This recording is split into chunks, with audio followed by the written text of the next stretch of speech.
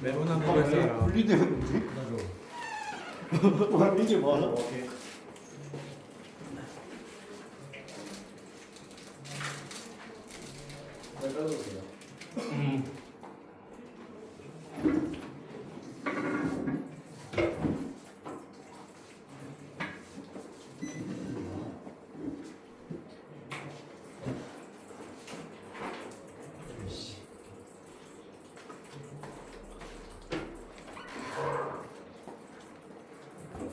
아 시끄러.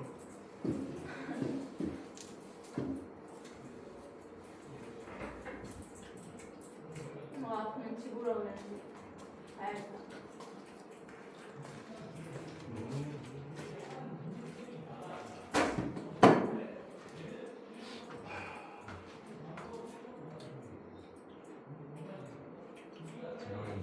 끝나고 누구 가야 돼? 집 가서 21세기 대공격이다. 일단 생명책 외워야 되는데.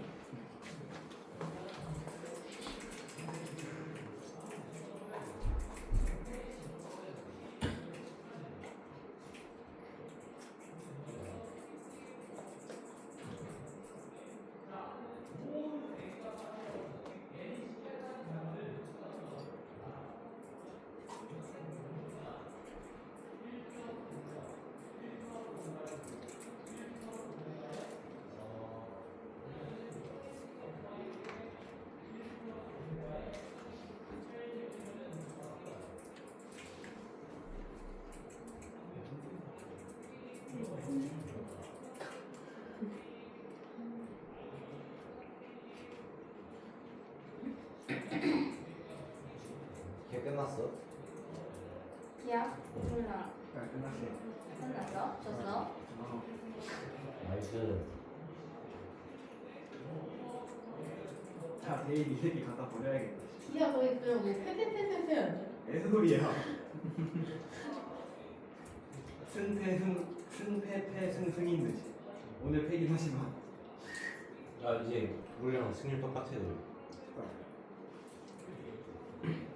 왜 이해했는데? 내가 단돈 대신한테 들어가야 돼.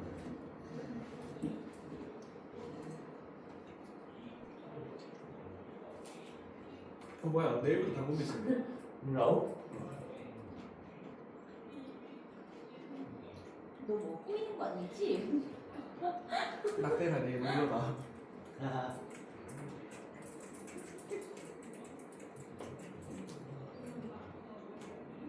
내일 모레 아니야? 나 지금 좀 무서워질라 그러거든? 빙 프로젝트 이거. 선생님, 어? 수요일까지 보내. 질문도 있어요. 깨 보내면 욕이다. 아니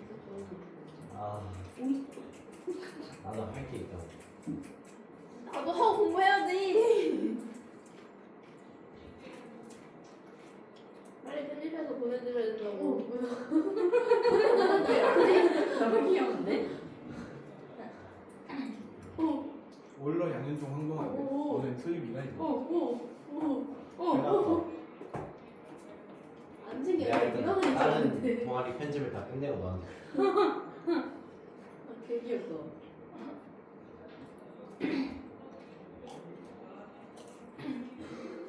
그래, 표정이 먼저지. 자랑 유튜브 같은 거 없잖아. 응? 자랑 유튜브 없잖아. 응. 아이플로도 없잖아. 우리도 유튜브를 올려야 돼. 그러니까 우리 먼저 하면 되잖아. 그렇잖아. 형아 개짜는 꼴 막은 거 언제 올려줘?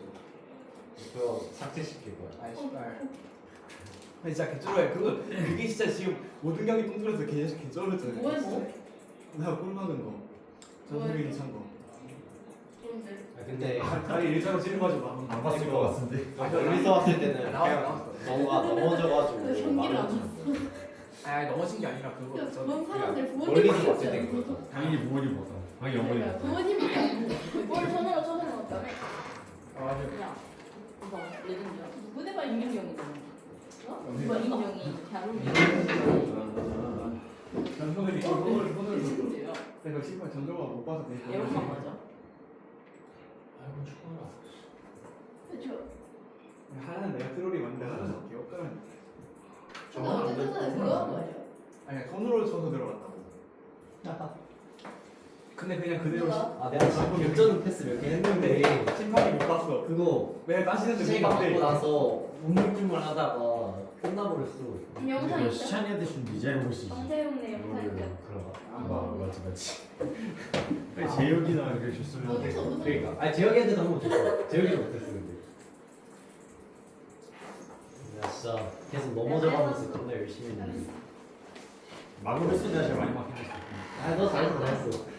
내가 걔는 너 인정할게. 와 고마워. 아유 이런 거에 고마워하는 거. 오늘 여기 되게 열심히 봤어. 진짜 왜 열심히? 우리 반이었어. 고마워. 아니 최강인이 계속 모자 쓴다고 가오 그린다고 해가지고 집중해야 돼. 아니 이게 누가 축구 하는데 모자를 쓰고 하는. 아 태용이 너무 멋있어. 진짜 태용이 너무 못 부려. 진짜 뒤로 쓰고 있어. 앞으로 쓰면은 진짜 다치지. 근데 안 쓰면 되잖아. 아 맞네. 안녕하세요.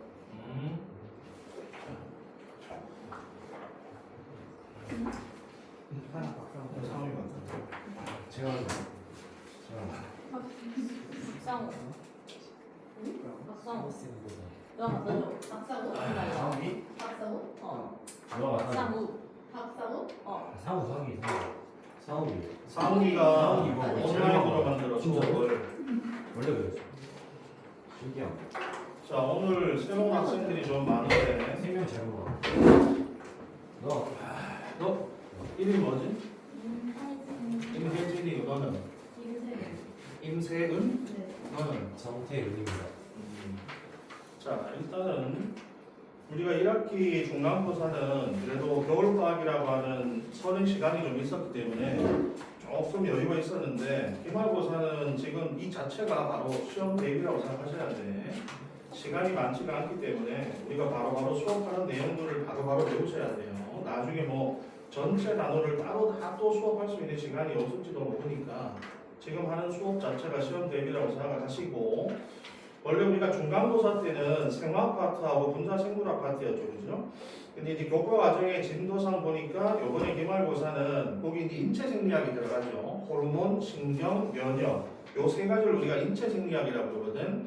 그래서 너희들 작년에 선배들이 배웠던 교과서하고 너희들의 선도 교과서하고는 조금 내용이 달라요. 원래 이제 작년 교과서가 조금 더 어렵긴 한데 자, 그래서 거기 교과 과정에 맞춰서 내가 프린트를 좀 준비한 건데, 물론 이 안에서 또 어떤 내용이 조금 더 심화로 선생님들이 다룰지는 몰라. 그거는 이제 나중에 너희들 프린트 나오는 거 보고서 여기 빠져있는 부분들은 나중에 내가 추가로 더 수업을 할 테니까 그걸 보시고, 일단은 여기 있는 교과 과정에 맞춰서 일단 수업을 좀 해볼 겁니다, 이제.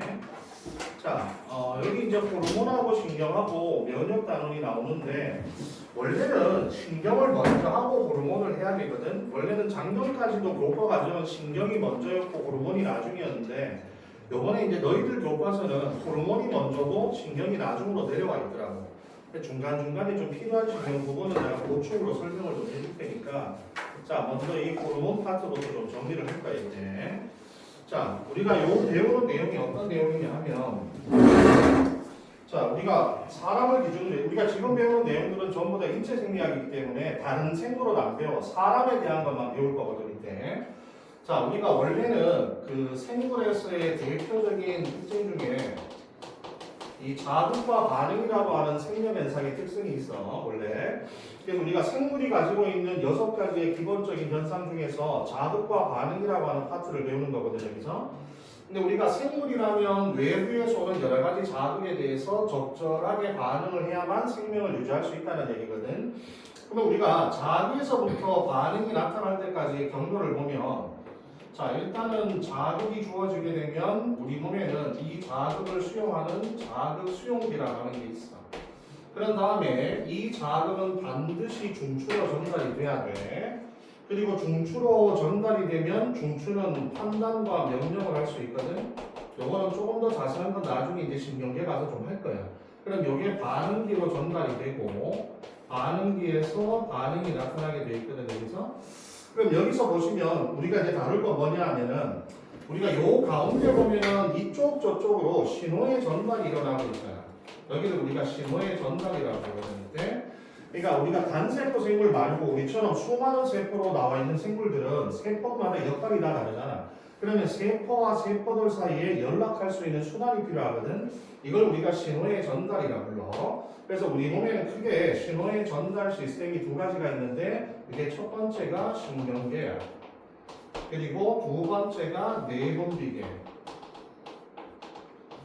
그래서 우리는 요 신경계와 내분비계가 어떤 식으로 신호 전달을 해주는지를 배울 건데, 그 중에서 우리는 여기 있는 내분비계부터 먼저 배운다고 생각하시면 되겠대.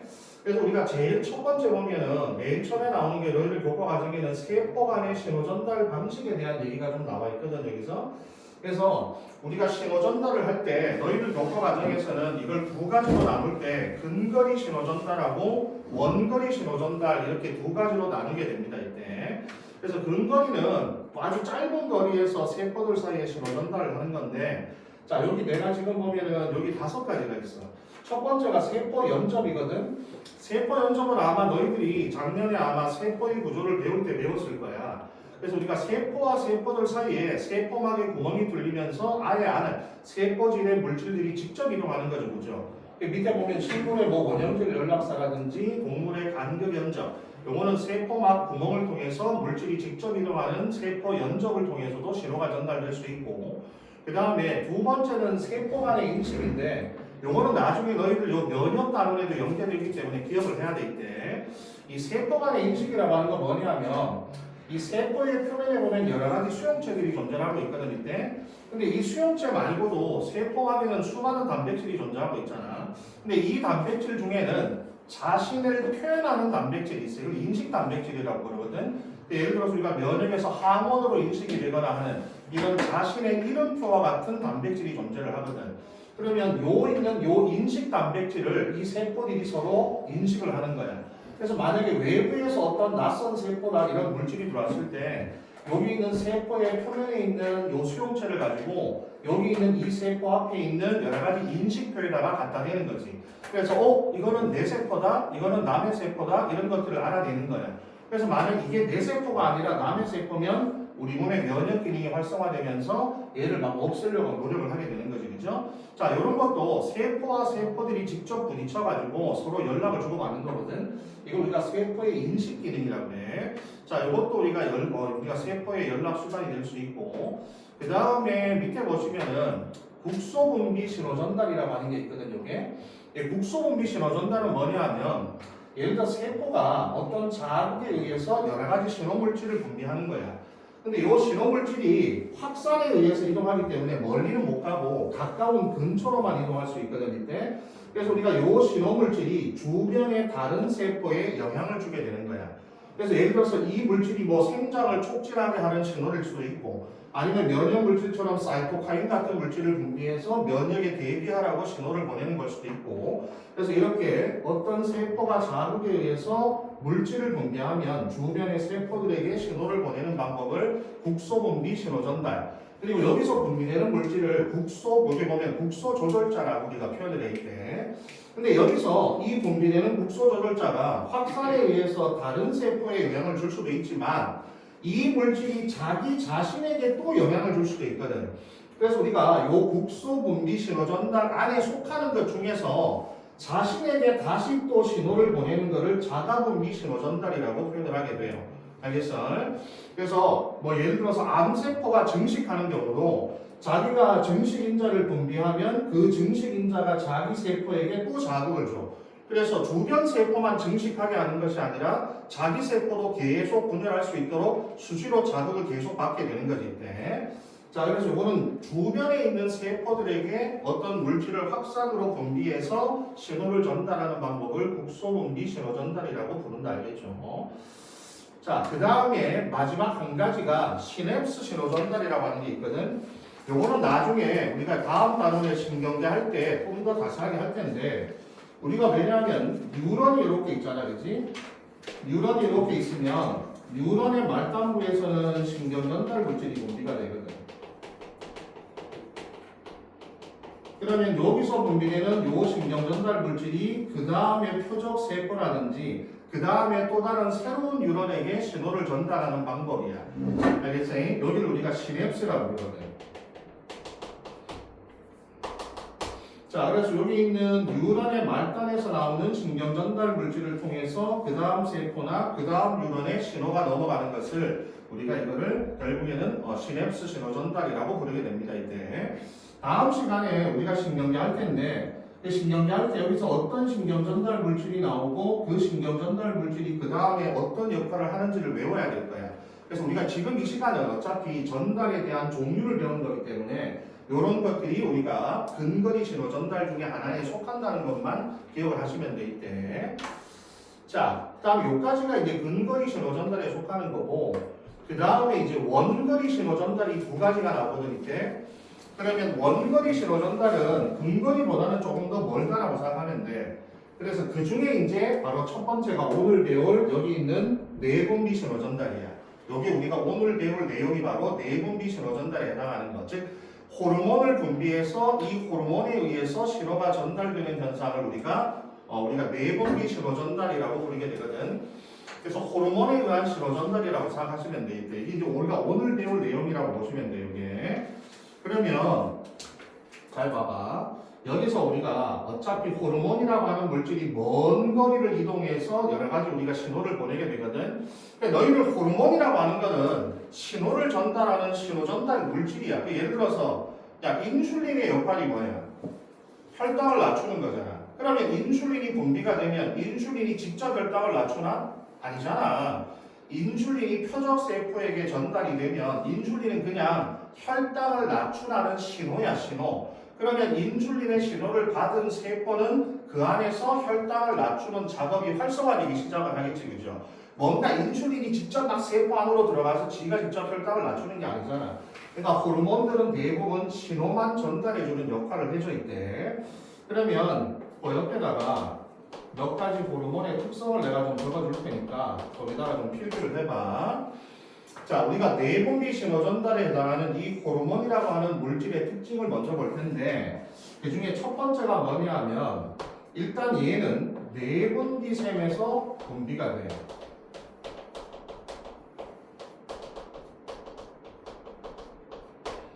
내분비샘에서 분비가 된다. 그러면 너희들 내분비가 있으면 뭐가 있겠어? 외분비가 있을 거 아니야, 그죠? 그래서 우리가 내분비와 외분비의 차이점도 좀 우리가 알아봐야 되거든. 자, 그래서 그 뒤로 넘겨봐봐. 6페이지를 잠깐만 넘겨보고 올게. 6페이지를 갔다 올게요. 자, 여기 보면 내분비와 외분비의 차이점이 좀 나와 있죠, 그죠? 그럼 너 생각해봐.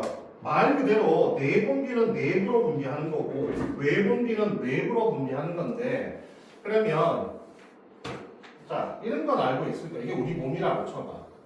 이게 우리 몸이야. 여기가 입이고 여기가 항문이야. 사람이야. 우리가 입부터 항문까지 이렇게 긴 하나의 관으로 관통돼 있잖아. 여기서 이렇게. 그죠? 그러면 여기는 당연히 외부인 거 누구나 다 알잖아. 그럼 이쪽으로 분비하는 건 다 외분비지. 그죠? 땀, 눈물, 콧물, 이 전부 다 외분비 아니야. 맞아, 그죠? 그러면 너희들 보면 우리가 여기가 소화관이잖아. 소화관. 식도, 위, 소장, 대장 이렇게 돼 있잖아. 그럼 너 봐봐. 입이 열려 있을 때 항문도 열려 있다라고 생각해. 항문은 함부로 열면 안 돼.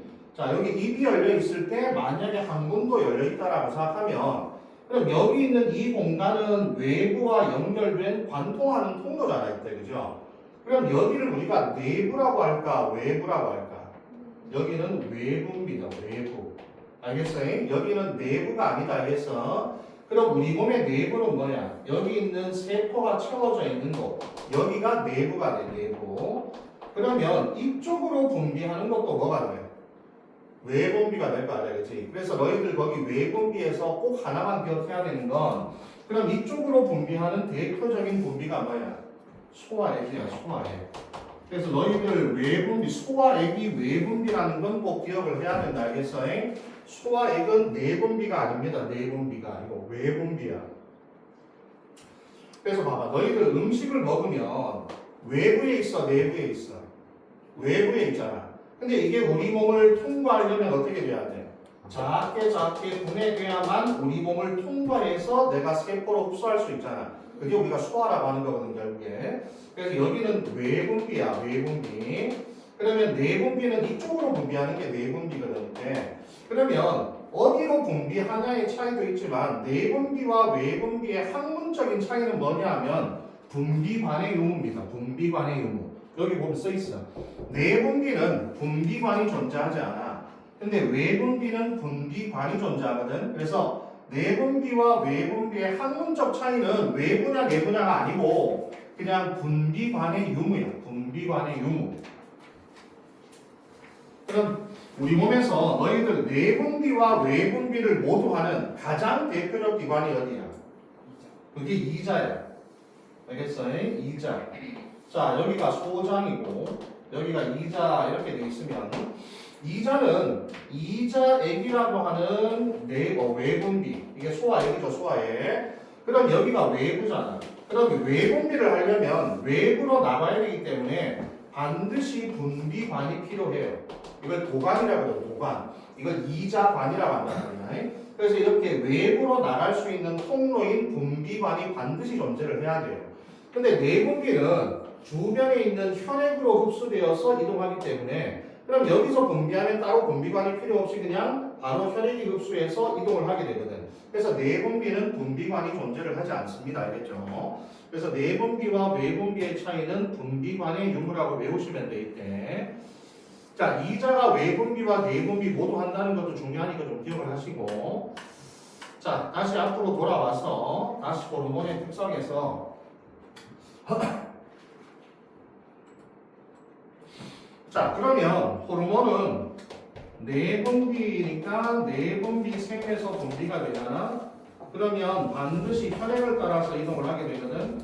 내분비는 무조건 혈액을 따라 이동해야 돼. 그 다음 또 한 가지 특징이 뭐냐면 호르몬은 아무 기관에나 작용하지 않아. 이걸 표적기관 또는 표적세포라고 해요. 그러면 표적기관이나 표적세포가 있다는 얘기는 두 가지 의미가 있거든. 일단은 분비하는 장소와 작용하는 장소가 다르다는 의미도 있지만 반드시 정해진 기관에만 작용한다는 뜻은 뭐냐면 우리가 이런 호르몬 같은 화학 전달자들은 반드시 수용체가 필요하거든. 이 수용체가 세포의 외부에 있을 수도 있고 세포의 내부에 있을 수도 있지만 호르몬과 수용체 간의 특이적 결합이 필요하거든. 그러니까 예를 들어서 인슐린 수용체에만 결합할 수 있단 말이야. 다른 수용체에 결합할 수가 없거든 이때. 그럼 결국에는 인슐린 수용체를 가지고 있는 세포나 기관에만 작용하겠지, 그죠? 그래서 정해진 기관에만 작용한다는 뜻이야. 그래서 이걸 우리가 뭐라고 표현하냐면 우리가 저번에 이걸 기관 특이성이라고 해요. 되겠죠? 기관 특이성. 너희들 특이성이 있다라고 하면은 정해져 있다는 얘기잖아. 그러니까 특이성이 없다 하면 정해져 있지 않다는 뜻이잖아, 그죠? 그래서 기관은 정해진 기관에만 작용한다는 얘기야. 이걸 기관 특이성. 왜냐하면 이게 수용체하고 호르몬 간의 특이성 때문에 그래요. 자, 그래서 뒤에 보면은 내분비계 질환에 대해서도 여러 가지가 나오는데 봐. 얘들아, 내분비샘이 고장나도 어차피 이상 내분비계 질환이 생길 거 아니야. 근데 만약에 수용체에 문제가 생겨도 여러 가지 내분비계 질환이 있겠지, 그죠? 그래서 우리가 당뇨 중에서도 봐봐. 인슐린을 아예 못 만드는 게 일형당뇨거든. 그건 내분비샘의 문제잖아. 근데 만약에 수용체가 부족하거나 수용체 모양이 바뀌어서 인슐린을 받아들이지 못하는 걸 우리가 이형수리가 당뇨라고 하는 거거든. 그래서 우리가 이렇게 내분비계 질환도 내분비샘이 고장난 것도 있지만 표적기관, 표적세포의 수용체에 이상이 생겨서 나타나는 질환들도 있다는 뜻이 알겠죠. 그래서 호르몬하고 수용체의 관계가 매우 중요하게 나타나게 됩니다. 이때. 그 다음에 또 한 가지는 항원성이 없다. 이건 나중에 면역 단원에서 항원을 배우긴 하겠지만 너희들 항원은 뭔 뜻인지 알잖아, 그죠? 내 것이 아닌 남의 건 우리가 전부 다 항원으로 인식이 되잖아, 그지? 뭐 특히 예를 들어서 바이러스나 병원체 같은 애들은 결국 남의 단백질이잖아. 남의 단백질이 들어오면 우리 몸에서는 이걸 무조건 항원, 내 것이 아닌 남의 것은 무조건 병원체로 인식을 하게 되거든. 근데 우리가 호르몬들은 대부분 단백질이 많잖아, 그죠? 물론 스테로이드가 있지만 단백질로 된 호르몬이 많은데 항원성이 없어요. 근데 물론 모든 호르몬이 다 항원성이 없는 건 아니고 항원성이 없기 때문에 그럼 뭘 할 수 있어? 다른 사람 거, 심지어 다른 동물 거를 사용해도 됩니다. 알겠어요? 그래서 척추동물 안에서는 종특이성이 없다라는 거예요. 종특이성이 없다. 그럼 척추동물 안에서는 종을 구별하지 않는다는 뜻이야. 항원성이 없으니까 남의 단백질을 쓰더라도 상관이 없다는 뜻이야. 근데 이런 거 넓게 보자면 너 생각해봐. 그래서 예전에 우리가 당뇨병 치료할 때 누구 걸 썼어? 돼지의 인슐린 썼잖아, 그지? 돼지의 인슐린을 사람한테 주사해도 작용한다는 건 물론 항원성이 없다는 뜻도 있지만 그럼 돼지의 인슐린하고 사람의 인슐린의 역할이 어떻다는 얘기야? 같다는 얘기잖아. 그걸 넓게 올라가 보면 뭘 알 수 있어? 생물들은 전부 다 공통의 조상에서 출발했다는 얘기지. 왜 괴하고 나하고 비슷한 걸 갖고 있겠어? 하나의 조상에서 출발했으니까. 그래서 뭐 이런 것들도 알 수가 있어 이때. 그 다음에 너희들 호르몬은 원래 역할이 뭐냐면 미량으로 생리 기능을 조절한다 이렇게 얘기하거든.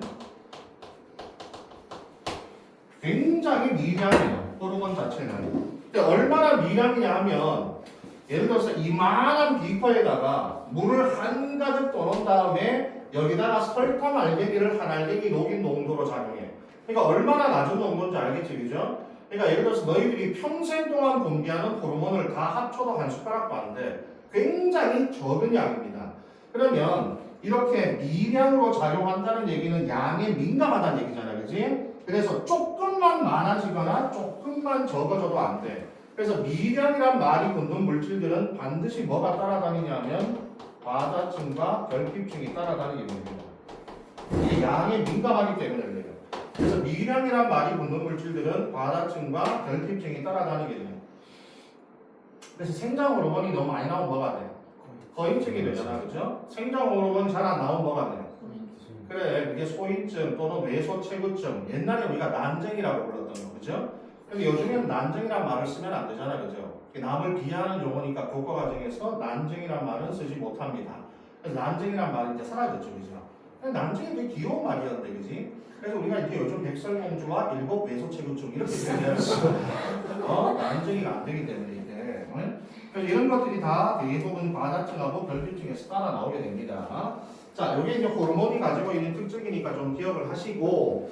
그 다음에 우리가 지금 하고 있는 게 원거리 신호전달이죠. 그 중에 우리가 오늘 배울 내용이 바로 내분비 신호전달인 호르몬을 좀 봤고, 그 다음에 또 한 가지 밑에 보시면 뭐가 있냐면 신경 내분비 신호전달이라고 하는 게 있거든.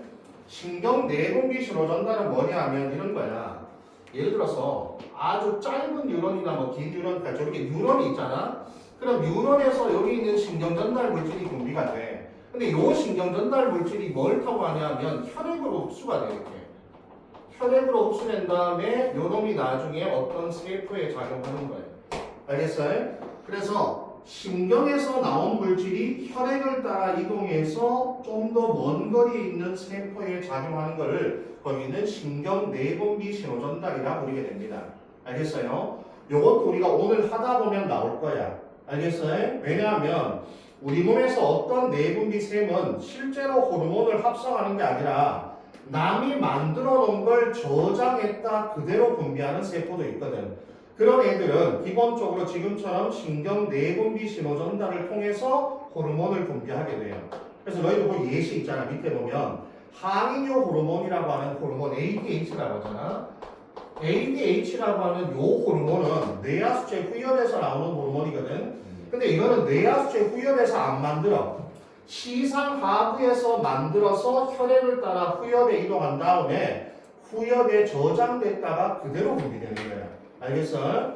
그래서 호르몬들 중에는 내분비샘에서 직접 만들지 않고 저장했다가 분비하는 호르몬들이 있거든. 그런 것들이 대부분 뭐냐면 신경 내분비 신호 전달에 의해서 만들어지는 호르몬이라고 보시면 돼요.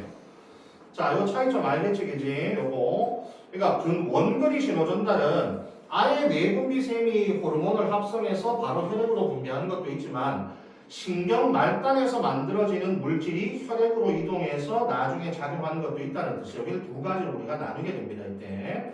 근데 요거 아마 오늘 대부분 여기 있는 1번 내분비 신호 전달을 주로 할 거고 가끔 이제 몇 군데에서는 신경 내분비 신호 전달도 나올 거예요. 그래서 요 두 가지가 오늘 많이 병행이 될 거예요, 이때. 자, 그 다음에 표적 세포에 만약에 호르몬이 도달했을 때 이때 세 가지 반응에 대한 얘기가 나와 있거든, 이때. 자, 이 호르몬의 반응 정도를 크게 수용, 전달, 반응 이렇게 세 가지로 보고 있거든, 이때. 첫 번째는 아까 봤지만 이 호르몬이라고 하는 물질은 그냥 신호만 전달하는 물질이잖아요, 그죠? 그럼 일단은 이게 어떤 표적 세포나 표적 기관에 도착을 하면 수용을 해야 될 거 아니야. 그래서 맨 첫 번째 수용체가 호르몬을 수용하는 반응을 첫 번째 수용이라고 불러. 근데 이때 이 수용체가 이렇게 세포의 바깥쪽에 있는 세포막에 있을 수도 있고 세포의 안쪽에 있을 수도 있다. 이거는 저기다가 이제 수용성이나 지용성에 따라 달라지기 때문에 어쨌든 수용체에 결합을 하는 걸 수용이라고 하고, 그 다음에 이 신호에 따라서 안쪽에서 여러 가지 변화가 나타나겠지, 그죠? 어떤 물질이 활성화되거나 어떤 물질이 억제되거나 뭐 이런 여러 가지 반응이 나타날 거 아니에요, 그죠? 그래서 여기서 여러 가지의 물질들이 순차적으로 변화하는 현상을 우리가 변환이라고 해요. 그래서 A라는 물질이 먼저 활성화되면 A가 또 B를 활성화시키고 B가 또 C를 활성화시키고 이런 식으로 해서 여러 가지 물질들의 변환 과정이 존재를 하게 돼요. 그리고 그 다음에 맨 마지막에 목적 반응이 나타나겠지, 그죠? 그래서 만약 여기서 뭐 혈당을 낮추라고 한다면 혈당을 낮추는 직접적인 반응이 마지막에 나타나겠지. 아니면 혈당을 높이고자 한다면 혈당을 높이는 반응이 마지막에 직접적으로 나타나겠지, 그죠? 이걸 우리가 반응이라고 표현을 하게 돼요. 그래서 우리가 전체적인 호르몬의 기작은 수용, 변환, 반응 이렇게 세 가지 기작에 의해서 나타난다라고 보시면 됩니다. 그래서 이게 너희들 교과서에 다 있는 거기 때문에 일단 교과서에 있는 내용을 중심으로 하는 거야. 자, 그래서 밑에 보시다시피 여기 보시면 대표적으로 뭐 아드레날린이라고 나와 있는데 너희들 이제 아드레날린은 요즘에 교과 과정에서는 전부 다 에피네프린으로 다 바뀌어 있다, 알겠죠? 그래서 아드레날린이란 말보다는 에피네프린이 훨씬 더 많이 사용해. 너희들 아드레날린하고 에피네프린하고 똑같은 걸 알겠어요? 미국식 표현하고 영국식 표현의 차이야. 하나는 그리스어를 딴 거고 하나는 라틴어를 딴 거기 때문에 둘은 똑같은 물질입니다. 알겠어요? 근데 교과 과정에서는 지금 형태는 에피네프린을 조금 더 공식적으로 더 많이 사용하려는 움직임이 좀 있어, 이때. 그래서 대부분 아드레날린이라는 말을 사용하지 않아. 근데 우리가 일반적으로 보통 일반 사람들한테는 주로 어떤 이름이 더 많이 알려져 있어? 그치? 왜냐면 아드레날린이란 말은 좀 우리한테는 왠지 크게 와닿잖아. 뭔가 좀 격렬하다 뭐 이런 식의 의미가 많이 부여돼 있지, 그죠? 그래서 우리가 일반적으로 사람들은 아드레날린을 많이 알고 있지. 그래서 여기 보면 수용되면 먼저 왜 우리가 바깥쪽에 수용체가 있으면 안쪽에는 이렇게 뭐를 2차 전달자라고 하거든. 이 사이클릭 AMP 같은 2차 전달자가 만들어지는 호르몬도 있어. 그래서 이렇게 2차 전달자가 만들어지면 이것들이 여러 가지 요소를 활성화시키잖아. 근데 여기서 봐봐. 예를 들어서 얘가 요 요소를 하나만 활성화시켜주는 게 아니거든. 얘가 이 요소를 10개 활성화시켜줘. 그럼 또 얘가 또 얘를 또 10개, 100개. 그래서 이걸 우리가 캐스케이드 반응이라고 그래. 폭포수 반응이라고 그러거든. 그래서 엄청나게 이 반응 자체가 증폭이 돼. 그럼 마지막에는 이 목적 효소 자체가 엄청나게 많은 수가 활성화되니까 이 효소가 동시에 똑같은 반응들을 수백 가지를 같이 동시에 진행시킬 수 있게 되는 거지 이때. 그렇게 해서 마지막에 이런 목적 반응이 나타나게 된다라고 보시면 됩니다. 자, 그 다음에 너희들 교과서에 보면 또 한 가지 나와 있는 게 뭐냐면 똑같은 호르몬이 여러 가지 세포에 작용했을 때 나타나는 다양한 반응들이 있거든 이때. 자, 이게 뭐냐면은 에피네프린이라고 하는 호르몬이 어떤 기관에 작용하냐에 따라서 달라지는 역할을 지금 보여주는 거거든. 실제로 너희들 교과서에 나와 있는 그림이 알겠어. 그래서 에피네프린이 지금 보면 간세포에 작용할 때, 그 다음에 골격근으로 가는, 이건 혈관이다 알겠죠? 골격근으로 가는 혈관, 여기는 장으로 가는 혈관, 알겠어요? 혈관의 근육을 얘기하는 거야. 혈관의 근육. 골격근이 아니고 혈관의 근육이야. 여기는 장으로 가는 혈관의 근육이야. 혈관의 근육. 평활근이라고 하는 건 그냥 내장근이야. 내장근 이때. 그럼 여기 봐. 간세포에 일단은 들어가면 여기 베타 수용체 결합을 하게 되거든. 그러면 간세포에는 어떤 일이 벌어지냐면 혈당을 높이라는 이런 신호로 작용을 하게 돼요. 알겠어요? 간세포에서는. 근데 이게 만약에 골격근으로 가는 혈관에 작용하잖아. 그럼 너희들 아까 내가 에피네프린은 주로 아드레날린과 같은 의미라고 했잖아. 그럼 너희들 보통 아드레날린 하면은 교감하고 부교감 중에서 뭐가 더 생각이 나? 교감신경. 그럼 교감신경이 우리가 좀 더 파이트, 그죠? 뭔가 우리가 좀 더 민첩하고 좀 더 액션적인 그런 신경이잖아, 그지? 그러면 골격근으로 가는 혈액은 늘려줘야 돼, 아니면 줄여줘야 돼? 늘려줘야 되지, 그죠? 그럼 우리가 어딘가에 혈액이 늘어나게 되면 어딘가는 줄어드는 혈액이 있을 거 아니야. 우리 몸의 혈액의 양은 정해져 있거나. 그러면 소장은 소화니까. 그러면 소화 쪽으로 가는 혈액은 어떻게 해야 돼? 줄여야 될 거 아니야, 그치? 내가 지금 만약에 축구 시합을 해.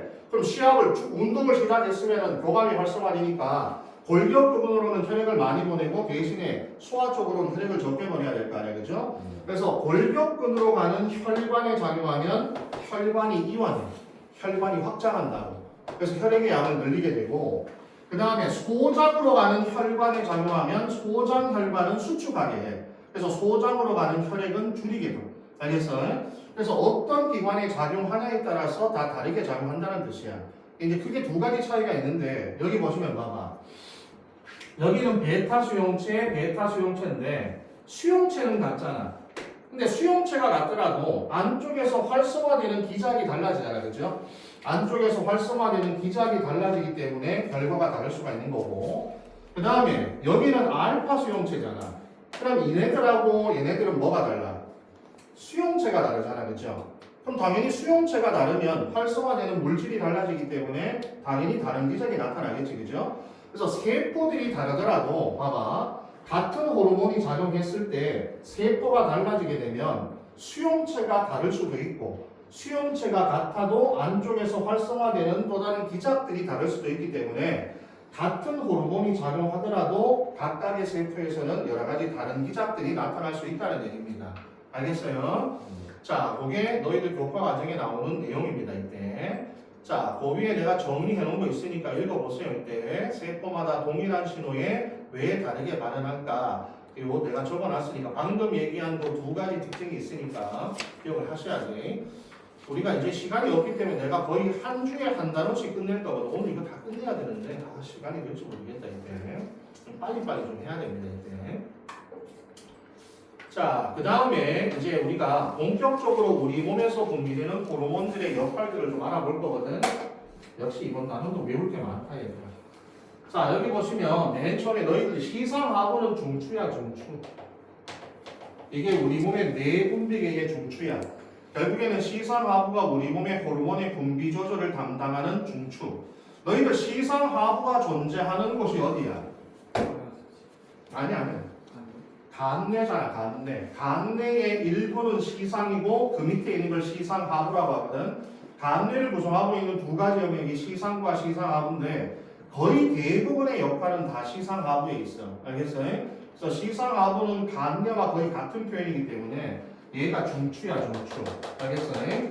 그 다음에 시상하부의 끝쪽에 혹처럼 대롱대롱 매달려 있는 게 뇌하수체인데 우리 뇌하수체도 뇌하수체 전엽하고 뇌하수체 후엽하고 두 가지 나눠볼 거야 이때.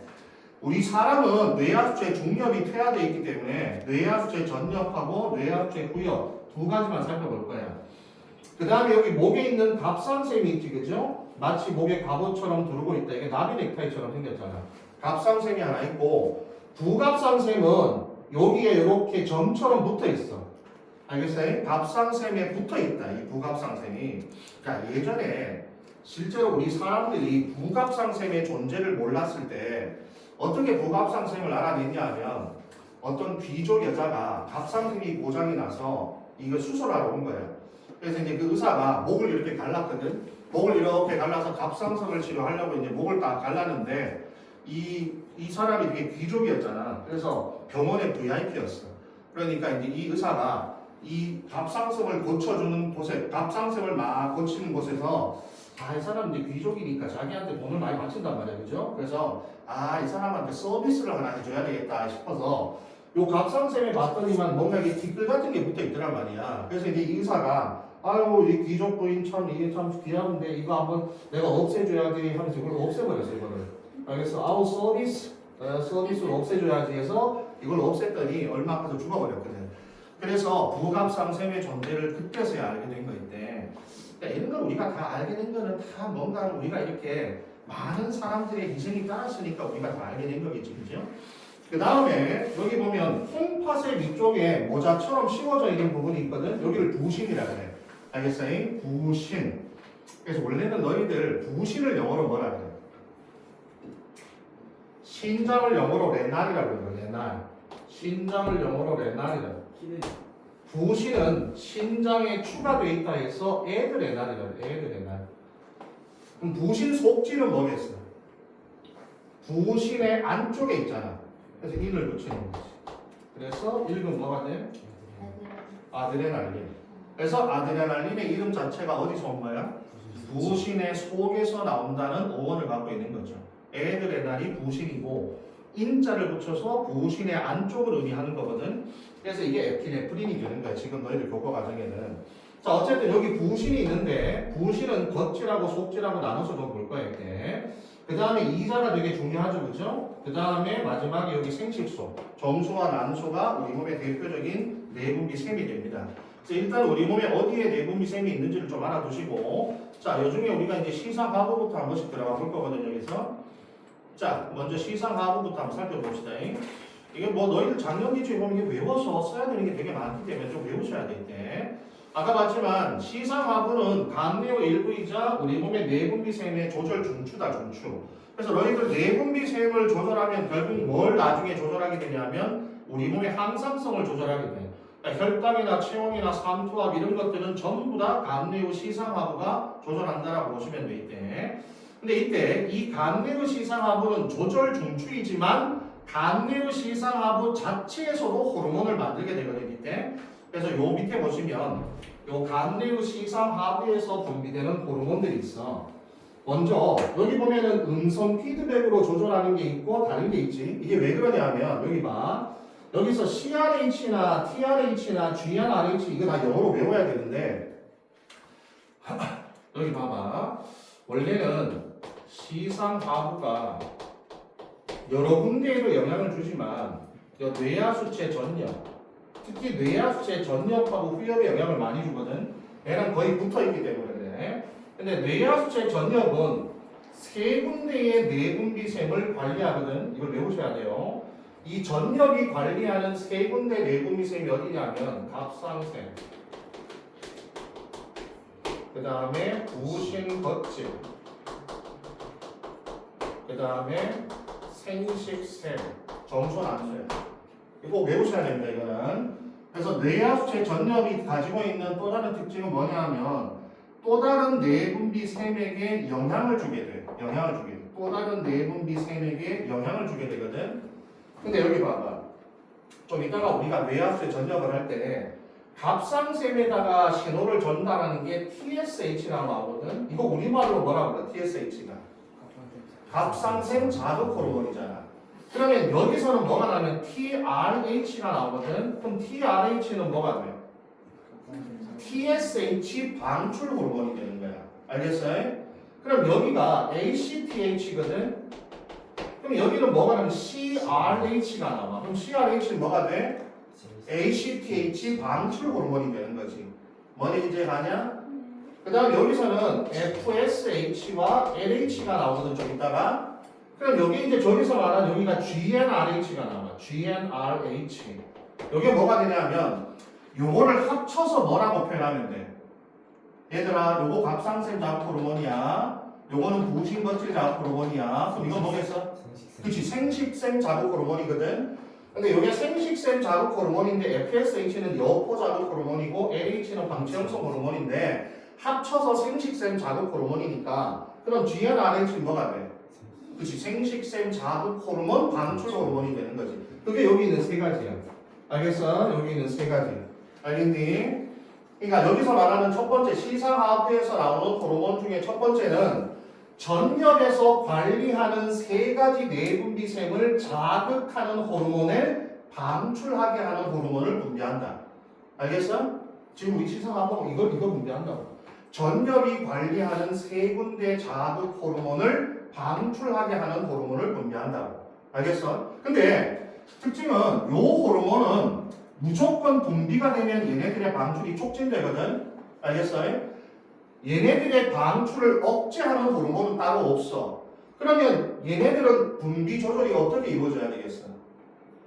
그럼 나중에 여기서 나오는 호르몬들이 피드백을 해서 하면 얘가 너무 많이 나와. 그럼 피드백을 받아서 어떻게 해? 줄이고. 너무 적게 나와. 그럼 피드백 받아서 다시 어떻게 해? 늘리고 이렇게 하는 거지. 본인 스스로가 피드백을 통해서 계속 늘리거나 줄어들거나 늘리거나 줄어들거나 본인의 높임과 낮춤이 계속 바뀌는 거야. 이건 음성 피드백 조절 좀 이따가 따라 볼 거야. 이거 하고 밑에는 뭐가 되냐면은 밑에는 봐봐. 여기 보면 GHRH와 GHIH가 있거든. 여기서 R이 뭐냐면 릴리징이고 I가 이니비팅이야 이게. 그럼 이거는 뭐냐면은 결국에는 생장 호르몬 방출 촉진 호르몬. 요거는 뭐? 생장 호르몬 방출 억제 호르몬. 알겠어요? 요거는 프로락틴 방출 촉진 호르몬. 프로락틴 방출 억제 호르몬. 그러니까 결국 뭐냐면은 위에 거는 그냥 촉진 호르몬밖에 없거든. 근데 밑에는 뭐가 있어? 방출 호르몬과 억제 호르몬을 모두 갖고 있잖아. 그러니까 이거는 거의 우리가 어떻게 되냐면 만약에 부족하면 A를 내보내면 되고 만약에 많으면 B를 내보내면 되잖아. 그러니까 높을 때는 A가 나가고 낮을 때는 B가 나가면 뭔 형태가 돼? 기량의 형태가 된다고 이게. 알겠어요? 그러니까 위쪽은 기량이 할 수도 없잖아. 왜냐면 혼자밖에 없으니까 기량이 안 되지만 밑에는 높을 때 나가는 애가 따로 있고 낮을 때 나가는 애가 따로 있으면 기량의 관계가 된다고 이때. 그래서 요 세 가지는 촉진 호르몬하고 억제 호르몬을 모두 가져서 기량의 관계를 갖는 호르몬이라고 하는데 요건 이제 멜라닌 호르몬 촉진, 요거 멜라닌 호르몬 방출 촉진, 이 멜라닌 호르몬 방출 억제 이렇게 되거든요. 그래서 요 세 가지는 플러스와 마이너스를 모두 가지고 있다 이렇게 보시면 돼요. 나머지 세 가지는 여기 있는 요 내분비샘에 존재하는 자극 호르몬을 방출하는 호르몬들은 음성 피드백으로 자신의 스스로 분비의 촉진과 억제를 조절하게 됩니다. 이때. 자, 이게 시상하부 호르몬의 대표적인 특징이야 이게. 알겠죠 여기서. 그리고 아까 얘기했지만 뇌하수체 전엽은 자기가 직접 호르몬을 만들어서 분비하거든. 근데 후엽은 실제로 호르몬을 만들질 않아요. 얘는 시상하부에서 만들어진 호르몬을 저장했다가 그대로 분비하거든. 그래서 거기 보면 밑에 뇌하수체 후엽에서 분비되는 요것도 실제로 생성 장소는 어디야? 그치? 시상하부로 나와 있다고 지금. 시상하부에서 만드는 거지. 생성만 시상하부고 그럼 얘는 분비는 어디냐면 분비는 후엽이야. 생성은 시상하부지만 분비는 후엽이었어요. 그런데 우리가 저거를 시상하부 호르몬이라고 부르냐 아니면 뇌하수의 후엽 호르몬이라고 부르냐? 그렇지, 후엽 호르몬이라고 불러. 생성되는 장소를 기준으로 하지 않아. 우리 항상 분비되는 장소를 기준으로 하잖아. 예를 들어서 너희들 쓸개즙도 어디서 만들어?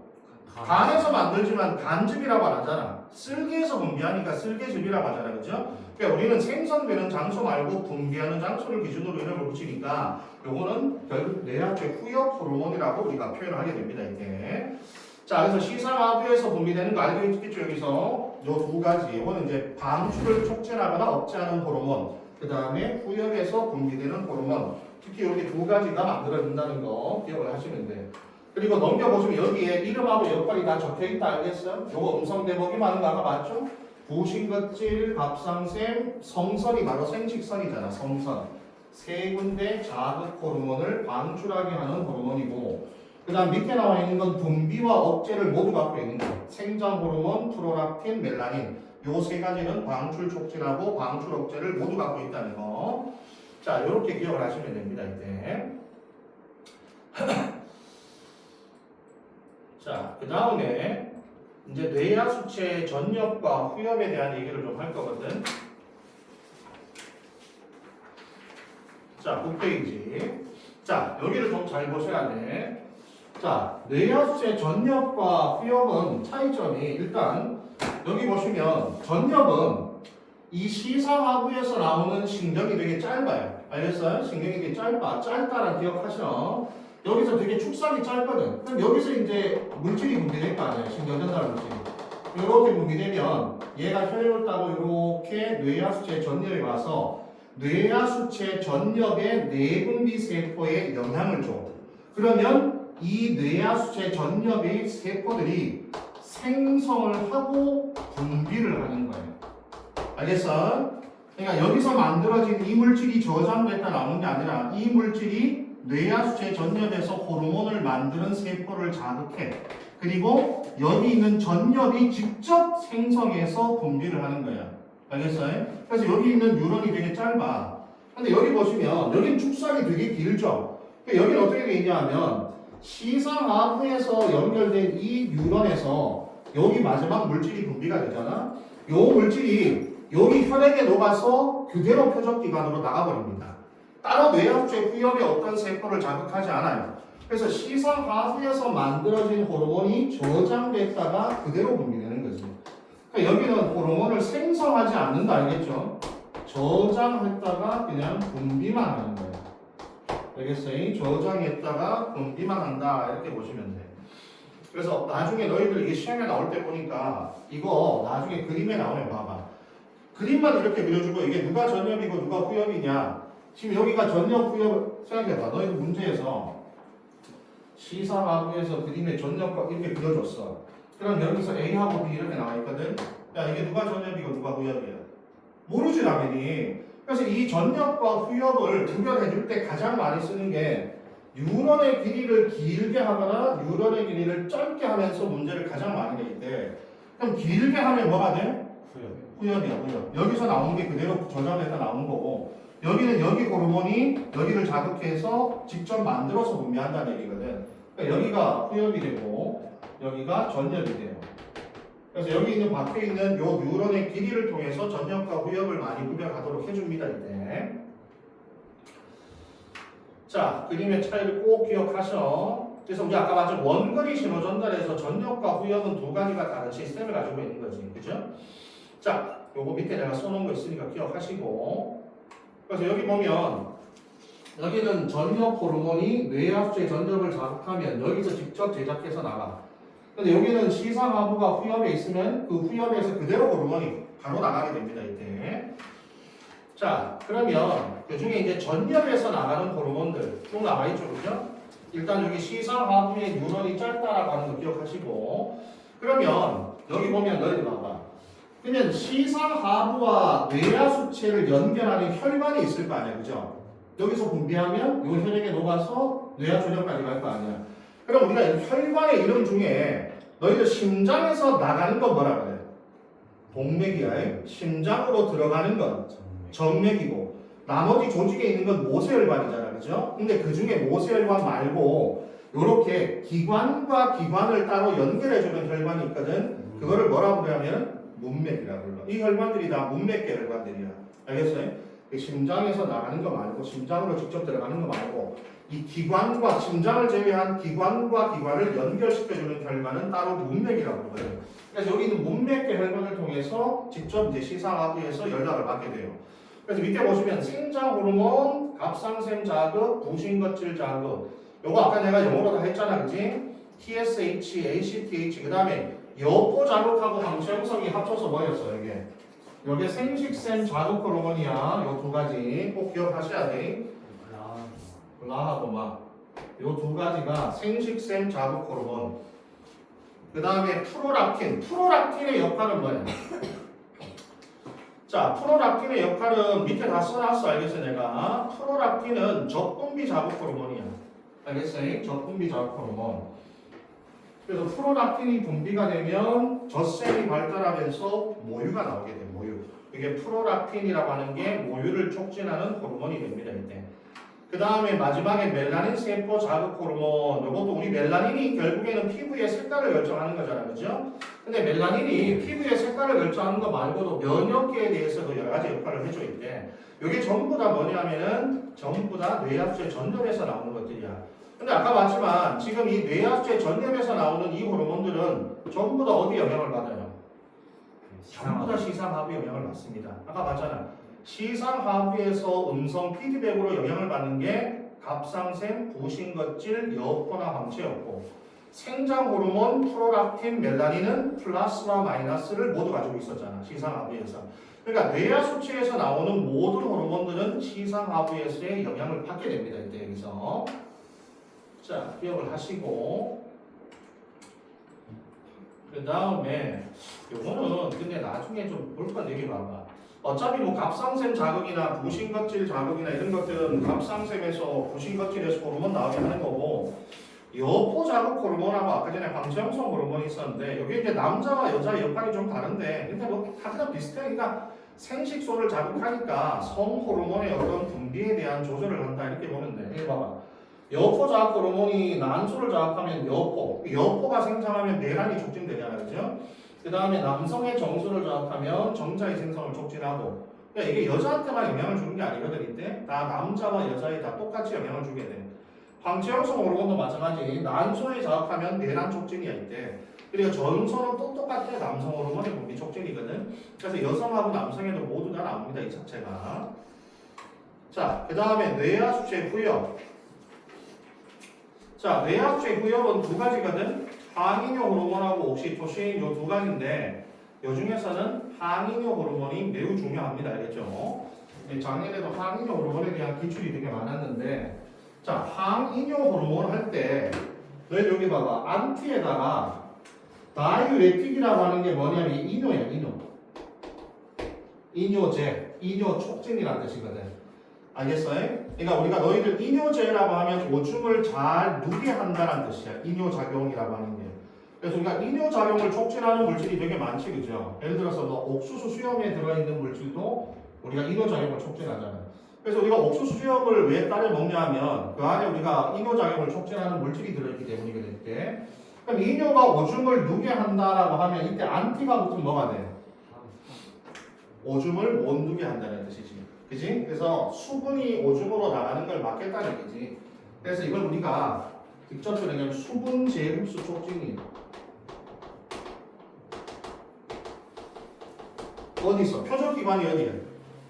신장 신장이라고 해. 집합 신장의 집합관. 신장의 집합관에서 결국 수분 재흡수를 촉진하는 역할을 해주게 됩니다. 이때. 그러면 여기서 자 우리 봐봐. 내가 적어보면 봐. 그럼 너희들 수분 재흡수 촉진처럼 뭔가 재흡수를 촉진하는 호르몬들은 많을 때 나오겠어? 적을 때 나오겠어? 수분이 많을 때 나오겠어? 적을 때 나오겠어? 그렇지. 뭐든지 재흡수 촉진 호르몬은 다 적을 때 나와. 나트륨 재흡수 촉진 호르몬은 나트륨 적을 때. 칼슘 제엽수 촉진하면 칼슘 적을 때, 수분 제엽수 촉진하면 수분 적을 때거든. 오줌으로 못 나가게 한다는 말은 우리 몸에 부족하니까 오줌으로 못 나가게 하는 거지, 그죠? 그래서 나는 ADH를 뭐라고 부르냐면 우리 몸에 수분을 붙잡는 호르몬이라고 부르거든, 이때. 그러면 우리 몸에서 수분의 양이 주로 부족할 때가 두 가지 상황으로 나와. 그럼 수분에 영향을 받는 첫 번째 값이 혈장 삼투압이야. 그럼 요 삼투압이란 말은 그냥 농도란 말하고 똑같으니까 혈액의 농도라고 생각하면 돼, 알겠어? 그러면 삼투압이 높다 그러면 뭐야? 혈액이 진하다. 삼투압이 낮다 그러면 혈액이 묽다. 이렇게 보면 돼. 그럼 수분이 적으면 우리 몸의 혈장 삼투압이 높다는 얘기야, 낮다는 얘기야? 그렇지. 그래서 우리 몸의 혈장 삼투압이 높을 때 나오는 호르몬. 그 다음에 또 수분의 양에 영향을 받는 게 혈압. 혈압은 너희들 혈액량하고 같은 말로 나옵니다. 알겠어? 그럼 우리 몸에 수분이 혈액이잖아. 그럼 수분이 부족하다는 얘기는 혈액량이 적다. 그럼 혈압이 어떻게 돼? 낮다는 얘기죠, 그죠? 요 상황에 둘 중에 하나의 모든 상황, 둘 중에 어떤 상황에 있어도 나온다고 생각하면 돼. 두 가지를 모두 다 갖추는 게 아니라 이 둘 중에 하나의 조건만 갖춰도 ADH가 나와. 그럼 ADH가 분비가 되면 수분 제흡수가 촉진될 거 아니야, 그죠? 그럼 우리가 체내로 보자면 혈장 삼투압은 내려가겠죠, 그죠? 혈압은 올라가겠죠, 그죠? 대신에 우리가 오줌을 보면 오줌의 삼투압과 오줌의 양, 오줌의 양이 어떻게 돼? 줄어들잖아. 그럼 오줌의 농도는 높아지게 돼. 그래서 ADH가 나오면 진한 오줌을 소량 배설한다. 알겠죠? 요 기작이 되게 시험에 잘 나오니까 꼭 기억을 하시고, 밑에도 다 내가 적어놨을 때 밑에 보이죠, 그죠? 적어놨으니까 요 기작을 좀 기억해. 그래서 봐봐. 내가 만약에 음식을 짜게 먹잖아. 음식을 짜게 먹으면 우리 몸의 혈장 삼투압이 어떻게 돼? 올라가겠지. 그러면 ADH가 많이 나올 거 아니야. 그럼 혈압이 어떻게 돼? 올라간다. 알겠어요? 그래서 고혈압 환자는 음식을 어떻게 먹으면 안 돼? 짜게 먹으면 안 된다. 음식을 짜게 먹으면 우리 몸에 수분이 붙잡히잖아. 우리 몸에 수분이 붙잡히면 우리 몸의 혈압이 높아진다고 그래서. 그래서 고혈압 환자는 음식을 짜게 먹으면 안 되고, 반대로 얘기하면 음식을 짜게 먹는 습관을 계속 들이면 고혈압이 유발될 수 있다는 얘기죠, 그죠? 근데 여기서 보면 혈장 삼투압과 혈압에 모두 다 영향을 받지만 여기서 ADH는 혈장 삼투압에 좀 더 특화되어 있다, 알겠어요? 좀 이따가 혈압에 특화되어 있는 호르몬이 뒤에 또 따로 나와. 그게 뭐예요? 이게 이제 무기질 호르몬이지. 알도스테론이 따로 나와요. 그래서 좀 이따 이 두 개를 좀 비교하겠지만 어쨌든 ADH는 혈장 삼투압에 더 특화되어 있다, 알겠어? 혈압보다는 혈장 삼투압의 조절에 훨씬 더 특화되어 있는 호르몬이라고 보시면 됩니다, 이때. 그래서 보면 오른쪽에 이름에 바소프레신이라고 하는 거 이름을 붙이는 것도 원래는 우리가 혈관을 베셀, 그죠? 그 다음에 프레스라고 하면 압력을 높인다. 그래서 이게 바소프레신이란 혈관의 압력을 가해준다는 뜻이거든. 그래서 이게 혈압을 높이는 역할을 하기 때문에 베셀 프레스해서 바소프레신이라는 또 다른 이름을 갖고 있는 거죠. 혈압을 높인다는 의미로 바소프레신이라는 의미를 갖고 있습니다. 그 다음 밑에 옥시토신. 자, 요 옥시토신은 그냥 분만 유도 호르몬이라고 보시면 돼요. 알겠어요? 자궁 수축 호르몬. 그래서 나중에 아기를 낳을 때쯤 되면 자궁을 수축시켜서 아기를 밀어낼 때 그때 사용하는 호르몬이 옥시토신이라고 보시면 됩니다. 이건 좀 이따가 양성 피드백에 제일 특화되어 있는 호르몬 중에 하나죠, 이게. 그 다음에 밑에 나와 있는 건 내가 정리를 한 거고 이때 잘 기억하시죠. 그래서 여기 시험 보면 예전에 기출된 것들 보면 여기 뉴런이 짧잖아. 여기 뉴런이 길잖아. 여기가 후엽이고 여기가 전엽이 돼. 여기가 후엽, 여기가 전엽. 이런 식으로 구별이 되게 됩니다, 이때. 자, 그 다음 요거는 이제 우리 여러 가지 역할들에 대한 얘기거든. 쭉 나와 있을 때 여러분이 다 대충 다 설명할 수 있는데 맨 마지막에 봐봐. 바닷물을 마셨을 때 오히려 위험해지는 이유를 생각해보자 이렇게 돼 있거든. 바닷물을 마시면은 왜 우리가 안 좋아지지? 수분 들어왔습니다. 그러니까 바닷물을 마시면 우리 몸의 농도가 높아질 거 아니에요, 그죠?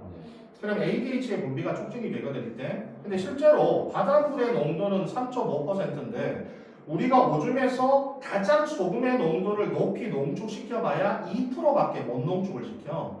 그러면 우리가 바닷물보다가 우리 오줌의 농도가 더 낮다는 얘기거든. 그럼 바닷물로 들어온 소금을 계속 배출하려면 어떻게 해야 돼?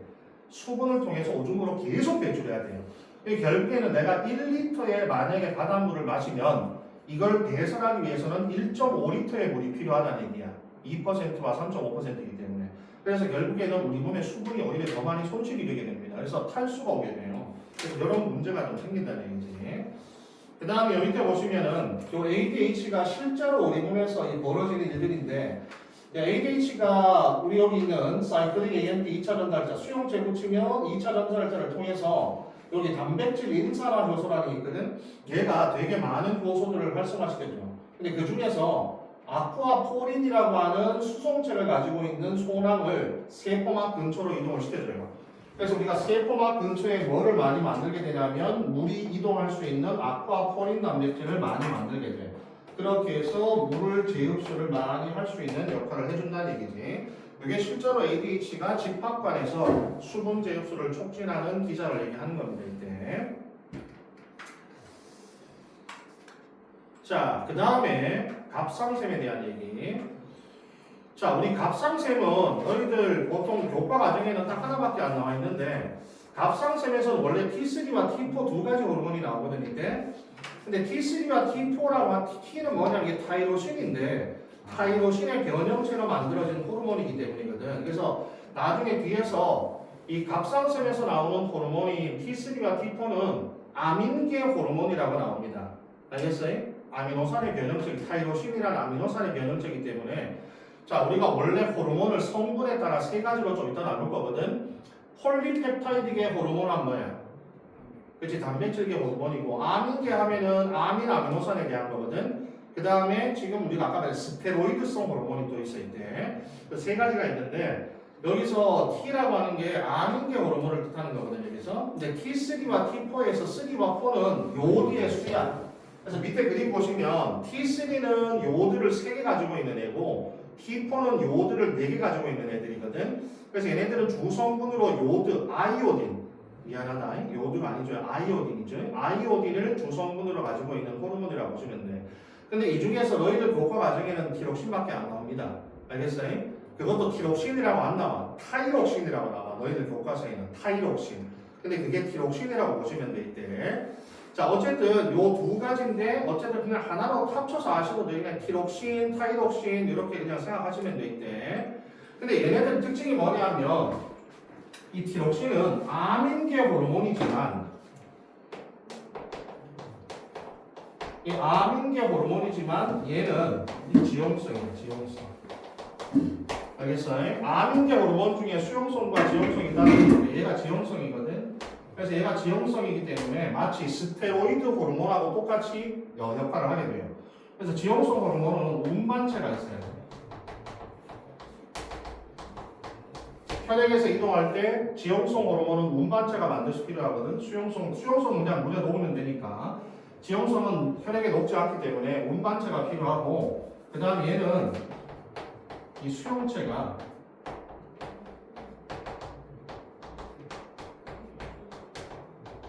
세포 내부에 존재합니다. 세포 내부에. 지용성처럼 작용하기 때문에 세포막을 통과하기가 쉬워요. 그래서 밑에 보시면 봐봐, 거기 알부민의 결합한 후에 이동한다. 이 알부민이 바로 뭐냐 하면은 이름 운반체예요. 운반체 여기서. 그 다음에 티록신의 역할은 물질대사 촉진이죠. 그죠? 물질대사 촉진. 근데 너희들 이거 작년에 하지 않았냐? 거의 다 배웠던 단원이잖아. 그죠? 그러니까 별로 그렇게 어려운 게 없을 거야, 보면. 그래서 티록신은 물질대사 촉진인데 우리가 제일 많이 하는 물질대사가 뭐겠어요? 세포비죠. 뭐. 그래서 세포이 촉진되니까 ATP도 많이 만들어지지만 열도 많이 생길 거 아니야. 그래서 체온도 높여주는, 체온도 조절해주는 역할을 해주는 게 티록신의 가장 대표적인 역할이 됩니다. 이때. 알겠죠? 티록신은 물질대사 촉진. 또 위에 보면 써있어. 맨 위에. 물질대사 및 기초대사량의 증가에서 세포를 촉진하는 거야. 그래서 우리 몸에서 ATP도 많이 만들고 열도 많이 만들어서 체온도 높여주고 추울 때 많이 분비되는 거지. 알겠어? 세포업을 촉진하는데 특화된 호르몬이다. 이렇게 보시면 돼 있대. 자, 그 다음 요거 갑상샘 이상에 대한 얘기를 좀 많이 할 거거든. 그래서 갑상샘 기능 항진증하고 갑상샘 기능 저하증에 대한 얘기를 좀 할 텐데, 자 여기 좀 봐봐. 갑상샘 기능 항진증은 티록신이 많이 나오는 거야. 그리고 갑상샘 기능 저하증은 티록신이 적게 나오는 거거든 이때. 그럼 너희들 여기 이제 증상이 나와 있는데 어렵지 않아. 만약에 갑상샘 기능 항진증이 되면 티록신이 많이 나오잖아. 그러면 우리 몸에서 세포업이 활발해지잖아. 그럼 마치 우리 몸을 운동하게끔 시킨다고 생각하면 돼. 알겠어요? 우리 몸에서 막 우리 몸을 운동하는 것처럼 만든다고 생각하면 돼. 알겠니? 그래서 여기 보면 과도한 땀 분비. 그럼 또 열이 많이 생기잖아. 그러니까 열에 견디기 힘든. 그러니까 추위를 많이 타겠어? 더위를 많이 타겠어? 더위를 많이 타겠네. 알겠어요? 그리고 주로 체중이 늘겠어? 체중이 빠지겠어? 그렇지. 운동을 많이 하게끔 하잖아. 몸에서. 세포를 촉진하니까 몸에 있는 여러 가지 성분들이 막 줄어들 거 아니에요. 영양소들이. 그죠? 체중 감소. 이런 것들. 그 다음 심박수나 호흡수의 증가. 막 심장도 빨라지고 호흡도 빨라지고 이런 것들. 알겠어요? 이런 것들이 갑상샘 기능 항진증. 반대로 갑상샘 기능 저하는 티록신이 잘 안 나오니까 물질 대사가 잘 안 일어나잖아. 그래서 오히려 체중이 막 늘어나. 그리고 열을 잘 못 만드니까 추위를 많이 타. 그리고 기면 상태라는 게 무기력증이야. 왜냐하면 우리 몸을 운동을 못하게 하는 상태니까 몸이 되게 활동 상태가 아니라 몸이 축 처진 상태가 돼. 그걸 기면 상태라 그러거든 이때. 그리고 맥박도 느리고 호흡도 느리고 되게 주의도 부족하고 뭔가 비활성 상태를 생각하시면 돼요. 알겠어요? 그러면 요 앞쪽에 보시면 요 갑상샘 기능 항진증하고 기능 저하증이 나타나는 원인이 좀 나와 있는데, 자 요거를 하려면 뒤에서 요거를 좀 하고 와야 돼. 그래서 음성 피드백을 좀 하고 넘어올 테니까 자 뒤로 잠깐만 넘어갑시다.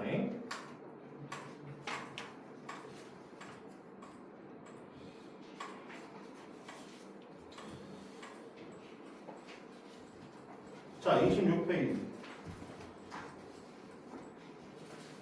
어차피 너희들 시험에 낼 때는 음성 피드백이 많이 나올 거예요.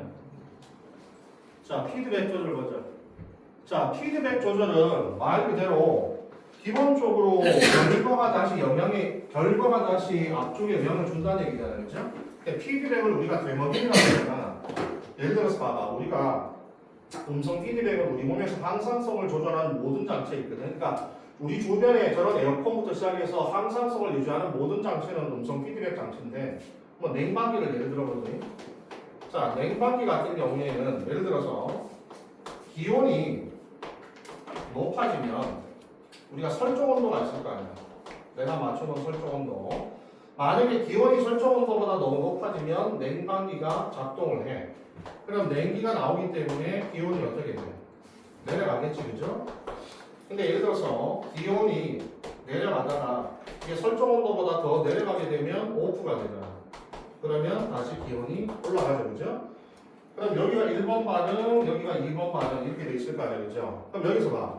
기온이 내려간다는 건 1번 반응의 결과잖아. 근데 1번 반응의 결과는 나중에 다시 되돌아와서 뭘로 쓰여? 2번 반응의 원인으로 작동하게 되지, 그죠? 그리고 기온이 올라간다는 건 2번 반응의 결과잖아. 근데 이 2번 반응의 결과가 다시 나중에 뭘로 작용해?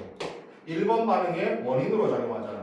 내가 만들어 놓은 어떤 반응의 결과가 결과로 끝나지 않고 되돌아와서 또 다른 반응을 일으키는 원인으로 작용한다는 얘기입니다. 이걸 우리가 되먹임이라고 하는 거야, 되먹임. 근데 여기서 앞에 음성이란 말을 붙이면 뭐가 돼요? 결과를 촉진하는 쪽이야, 결과를 억제하는 쪽이야. 그치? 결과를 억제하는 쪽으로 작용하는 게 음성이고, 만약 양성을 붙이면 어떻게 돼? 결과를 더 촉진. 즉 여기서 나오면 더 나오고 더 나오고 더 나오게 한쪽 방향으로 몰아주는 게 양성 피드백. 음성은 많아지면 줄어지고 줄어들면 높여지고 높아지면 줄어지고 줄어들면 높여지고. 알겠어요? 그러니까 결국 우리가 항상성은 음성 피드백이 작동을 해야 되는 거죠, 그죠? 그래서 어쨌든 봐, 한쪽 방향으로 계속 몰아주는 게 양성 피드백이고, 음성 피드백은 일으킨 결과를 반대 방향으로 억제하도록 노력하는 게 음성 피드백이라고 보시면 되겠대. 그럼 우리가 일반적으로는 대부분은 음성 피드백으로 조절이 돼요. 알겠어? 조절되거든? 근데 양성 피드백으로 조절되는 게 몇 가지 대표적인 것들이 있어. 그래서 맨 밑에 보시면은 자 거기 양성 피드백이 나와 있잖아, 그죠?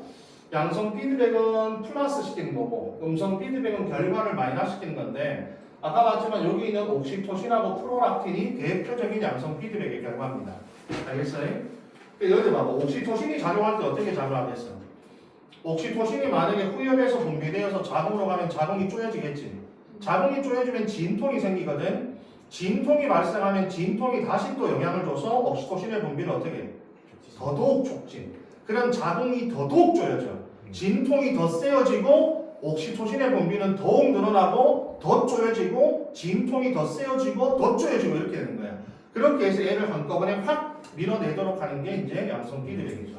그러니까 프로락틴도 어떻게 돼? 애가 젖을 빨잖아. 그러면 프로락틴이 분비되면서 젖의 분비가 촉진돼. 그럼 애가 젖을 더 세게 빨겠지. 그러면 프로락틴의 분비가 더더욱 촉진되고 더 세게 빨고 더 촉진되고 더 세게 빨고 더 촉진되고. 알겠어요? 프로락틴도 대부분 양성 피드백을 통해서 조절이 돼요. 이런 것도 이제 항상성하고는 상관이 없다. 그래서 항상성은 음성 피드백으로 조절을 해야 되는 거기 때문에. 그래서 이 중에 그래도 제일 시험에 많이 나오는 거는 자, 요 그 다음 페이지 넘기면 요거 갑상샘에서 티록신의 분비가 일어나는 기작들을 우리가 음성 피드백으로 한번 연습을 좀 해볼 거거든요. 이때 요게 좀 시험에 좀 잘 나오는데 자, 요거 봐봐. 이거 앞에서 이미 다 배웠잖아. TRH는 TSH 반출 호르몬이고 요거는 갑상샘 자극 호르몬, 요거는 갑상샘 호르몬이라는 거지. 예를 들어서 만약에 티록신이 너무 많이 나오면 그러면 시상하부는 티록신이 너무 많이 나왔다는 걸 이렇게 피드백을 통해 인식을 할 거 아니야. 근데 시상하부가 할 수 있는 일은 뭐밖에 없어. TRH를 줄이는 방법밖에 없잖아. 지가 할 수 있는 직접적인 일을. 그러면 TSH가 어떻게 되겠어? 줄겠지. 그럼 티록신이 어떻게 돼? 줄어들겠지. 요 결과가 다시 여기 와서 원인으로 작용하겠지. 얘가 너무 영도보다 너무 줄면 다시 시상하부는 어떻게 높이겠지. 그럼 이게 올라갈 거고 이게 올라가겠지. 그죠? 요게 다시 이렇게 돌아와서 또 음성 피드백으로 작용할 거 아니야, 그죠? 자, 여기 지금 티록신이나 이런 물질, 지금 이 호르몬의 농도가 피드백으로 조절되는 기작을 보는 거거든. 그럼 내가 밑에 표에다가 시사하부나 전력이나 갑상샘에 이상이 생겼을 때 각 호르몬의 농도가 어떻게 변하는지를 우리가 지금부터 한번 볼 거거든. 이게 좀 시험에 잘 나오니까 연습을 좀 해보자고 지금부터. 자, 그러면 6가지인데 너 이거 생각해봐. 너희 보통 보면 학생들이 어디에 이상이 생겼다 그러면 갑상샘에 이상이 생겼다 그러고 그럼 티록신 안 나오겠네? 이렇게 생각하면 안 돼, 절대로. 여기서 우리가 앞으로는 이상이 생겼다 하면은 항상 과다도 이상이고 결핍도 이상이야. 두 가지를 모두 다 생각할 수 있어야 돼요. 알겠어요? 어디가 고장났다면 무조건 안 나오겠네? 이렇게 하면 안 돼. 많이 나오는 것도 이상이고 적게 나오는 것도 이상이거든. 그러면 시상하부 이상에 의해서 과다와 결핍, 이것도 과다 결핍, 이거와 과다 결핍에서 6가지가 나와 있는 거거든. 그럼 여기서 이제 문제를 한번 내볼 텐데 이런 거예요. 여기서 어떤 문제를 우리가 풀기 위함이냐면 민지 만약에 얘 몸을 조사했더니 TSH가 많이 나와. 그럼 얘는 지금 티록신이 과다한 상태야, 결핍된 상태야? 맞아. 자, 그러니까 이거를 잘 생각을 해야 돼요. 내가 지금 TSH가 많이 나온다 그랬잖아요, 그죠? 자, 너 그럼 이걸 생각해봐. 문제에서 약속된 방법이 있는데, 자, 혈당이 높으면 인슐린이 나와. 그럼 혈당이 내려가겠지? 음성 피드백은 원인과 결과가 똑같잖아. 원인도 혈당이고 결과도 혈당이잖아. 음성 피드백은 원인과 결과가 똑같거든. 자, 얘 몸을 조사했더니 얘 몸에 인슐린이 많이 나오는데 얘는 지금 혈당이 높은 상태야, 낮은 상태야? 자, 그럼 우리는 지금 내가 물었을 때 너희들은 원인을 대답해야 되는 거야, 결과를 대답해야 되는 거야? 원인을 대답해야 되는 겁니다. 이 약속된 겁니다. 알겠어요? 내가 지금 인슐린이 얘가 많이 나온다 하면은 왜 많이 나왔나를 물어보는 거야. 아, 인슐린 많이 나왔으니까 앞으로 혈당이 앞으로 일어날 미래를 물어보는 게 아니라 우리가 대답하는 건 왜 그러냐고, 원인을 대답해야 된다고. 그럼 내가 자, 얘 몸에 지금 TSH가 많이 나온대. 왜 많이 나오냐고. TSH가 많이 나와서 앞으로 어떻게 될까요가 아니고 왜 TSH가 많이 나왔냐고. TSH를 높이게 되는 이유는 티록신이 어떻기 때문이에요? 적기 때문이죠. 그럼 얘는 지금 티록신이 결핍된 상태가 되는 거지, 그죠? 예, 그런 것들을 이해하기 위한 연습이란 말이에요, 이 자체가. 하나씩 해볼 테니까 봐봐. 먼저 여기 봐. 여기가 과하다면 이게 분비 기능 이상이 결핍이 되는 거야. 알겠죠? 이게 둘 다 시상하부 거거든. 시상하부가 보장한 건데 순서를 잘 잡으면 돼. 여기 봐봐.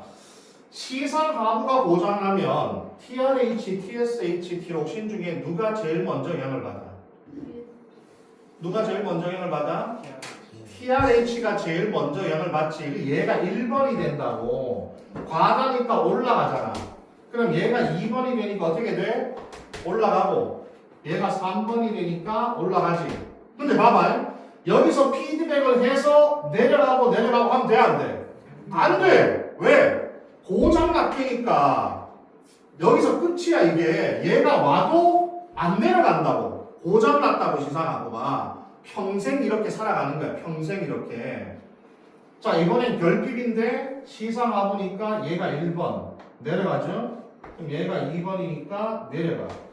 얘가 3번이니까 내려가. 자, 이렇게 돼야 돼.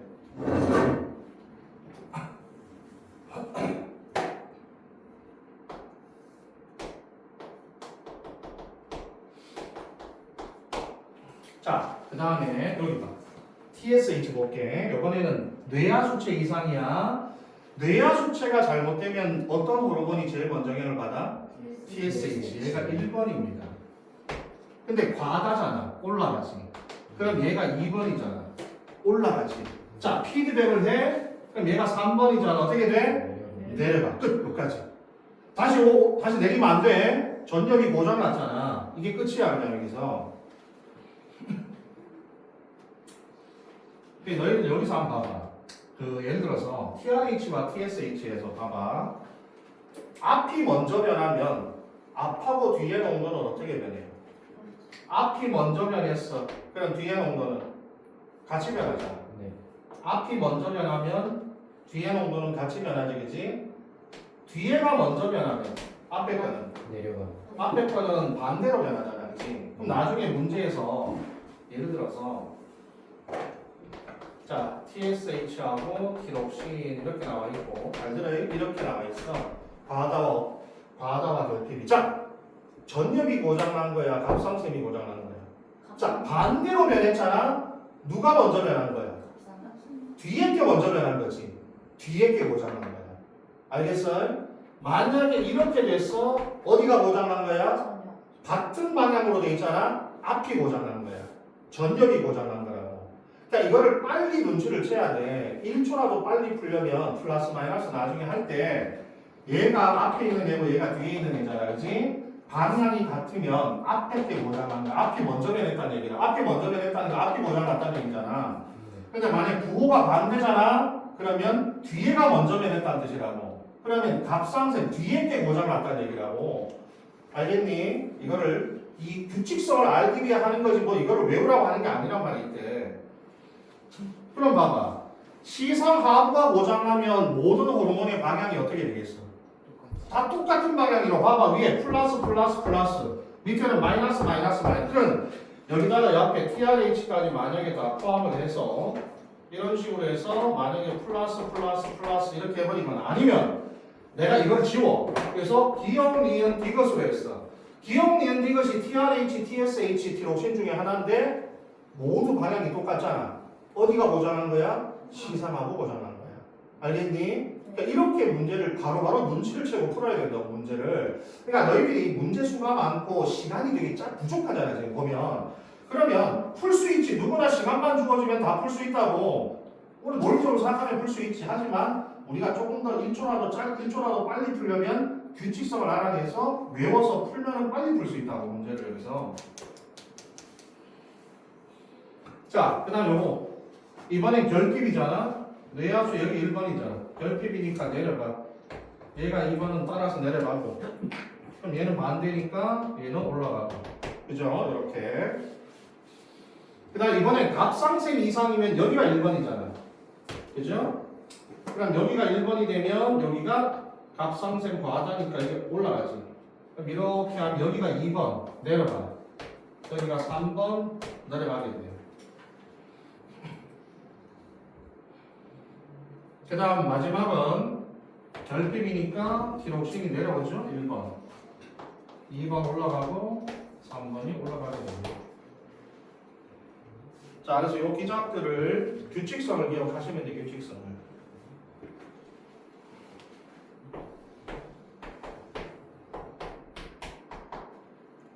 어떤 이상이야? 기억, 니은, 디귿이 저 셋 중에 하나야. 무슨 이상? 지상하고 이상은 아니야. 두 가지 경우의 수가 있어. 이렇게 되려면 두 가지 경우의 수. 이렇게 되려면 두 가지 경우의 수가 있지. 뇌하수체가 뇌하수체 과다, 갑상샘 갑상샘 결핍. 이 두 가지가 이거와 같은 경우가 나타나게 돼. 뇌하수체 과다면 뇌하수체에서 TR이 TSH와 티록신은 플러스가 되고 TRH 마이너스가 될 거 아니야. 갑상샘이 마이너스가 되면 앞에 애들은 플러스 두 개가 될 거 아니야. 두 가지 결과가 모두 나올 수 있는 거죠. 그럼 다 쓸 수 있어야 돼 여기서. 그래서 여기 밑에 연습 문제 있으니까 그런 연습 문제를 좀 풀 수 있어야 돼. 여기 봐봐. 여기 보면 A, B, C라고 하는 세 가지 영의 수가 있잖아. 티록신하고 TSH인데 A, B, C하고 기억, 니은, 디귿하고 연결을 해야 돼. 그럼 봐봐. 여기는 뇌하수체 이상이고 갑상샘 이상이고 갑상샘 이상이잖아. 야 그럼 봐봐. 뇌하수체 이상이면 여기 지금 티록신하고 TSH면은 얘가 앞이고 얘가 뒤인데 뇌하수체 이상이면 앞이 고장난 거잖아. 그럼 방향이 어떻게 돼야 돼? 방향이 같게 변해야지. 갑상샘이 두 가지는 갑상샘이 이상하면 어떻게 해야 돼? 플러스 하나 마이너스 하나 있어야지. 여기도 마찬가지 뭐 있어야 돼? 플러스 하나 마이너스 하나 있어야지. 얘는 뭐가 돼야 돼? 마이너스만 두 개마다 또는 플러스만 두 개 이렇게 돼야지. 여기 마이너스 플러스 있고 마이너스 마이너스이면 플러스 마이너스가 가야지. 그렇잖아. 같은 방향이 하나 있어야 되고 다른 방향이 두 개 있어야 되잖아. 용 같은 방향으로 변했으니까 어디서 이상? 그치 AJ 같은 방향으로 변한 거니까. 그 다음 나머지 기억과 니은 여기서 과다나 결핍이냐 보면 되잖아. 그렇죠? 여긴 티록신이 정상보다 많음이니까 티록신 과다면 여기 니은이 되겠네. 여긴 티록신이 정상보다 적음이니까 티록신 마이너스로 되면 되겠잖아. 이렇게 연결해서 쓰시면 되겠죠. 자, 그리고 넘겨봐.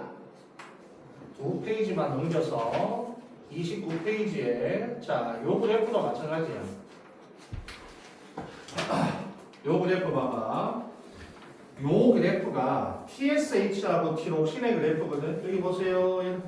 TSH하고 티록신인데 자, 잘 봐봐. 농도가 같은 방향이야 반대 방향으로 변하냐? 반대로 변하지. 어디가 고장난 거야? 전엽이 고장난 거야. 여기 지금 TSH하고 티록신이라고 했잖아. 여기 그죠?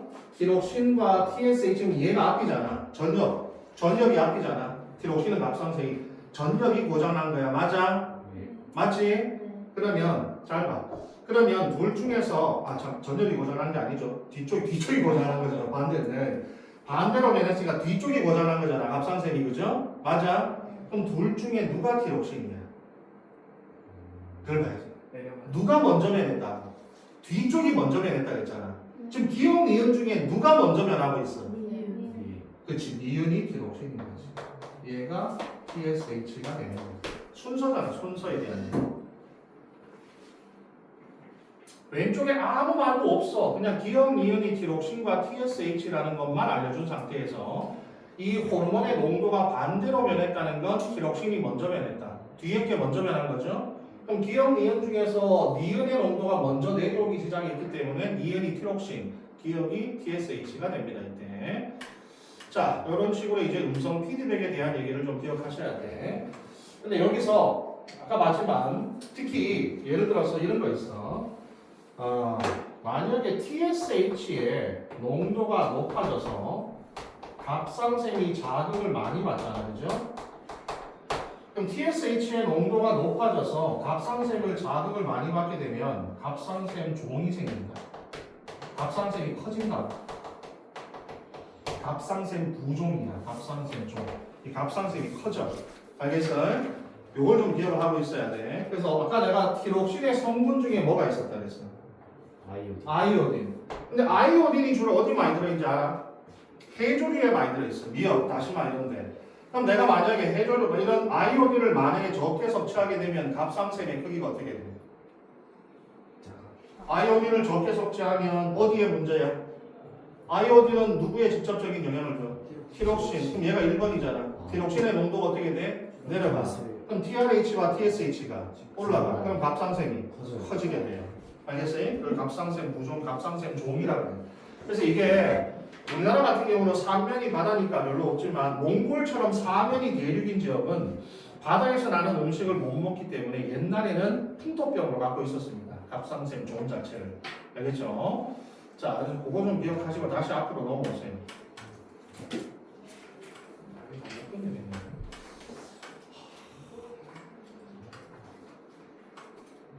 앞으로 아까 전에 우리 갑상샘에 했던 부분으로 다시 돌아와서 요거 15페이지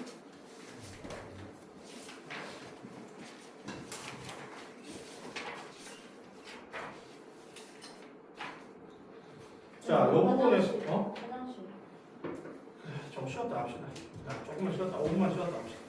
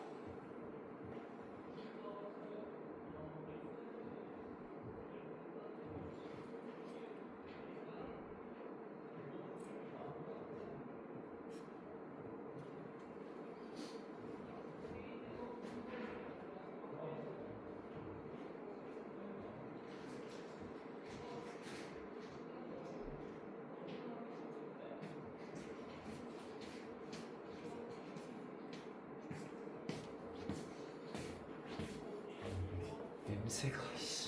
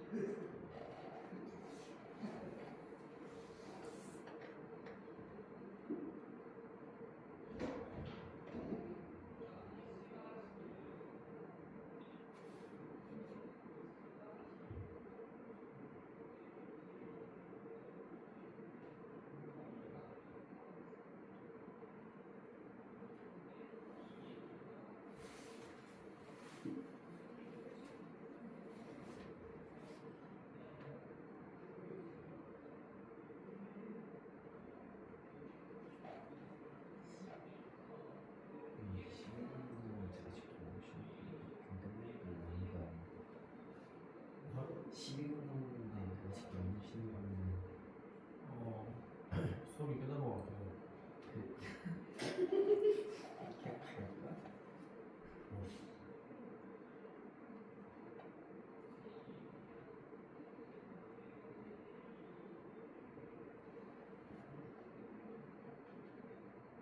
너무 늦게 끝내실 것 같아서 그렇게 하니까.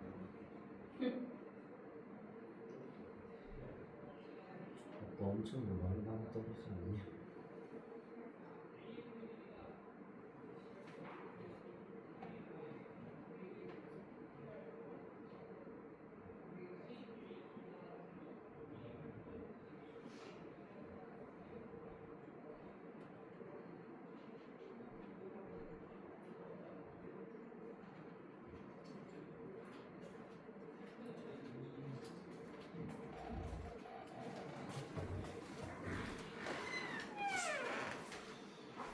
자, 여기 봅시다.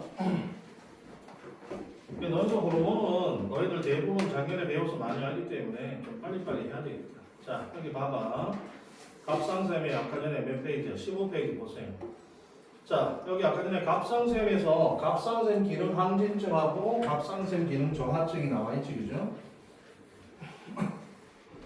갑상샘 기능 항진증이 티록신을 많이 분비하는 건데 여기 봐봐.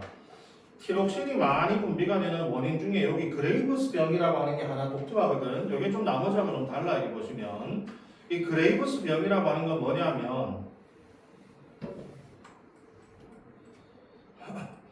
자, 이게 자가 면역 질환인데 TSH 수용체에 대한 항체가 만들어지는 거거든.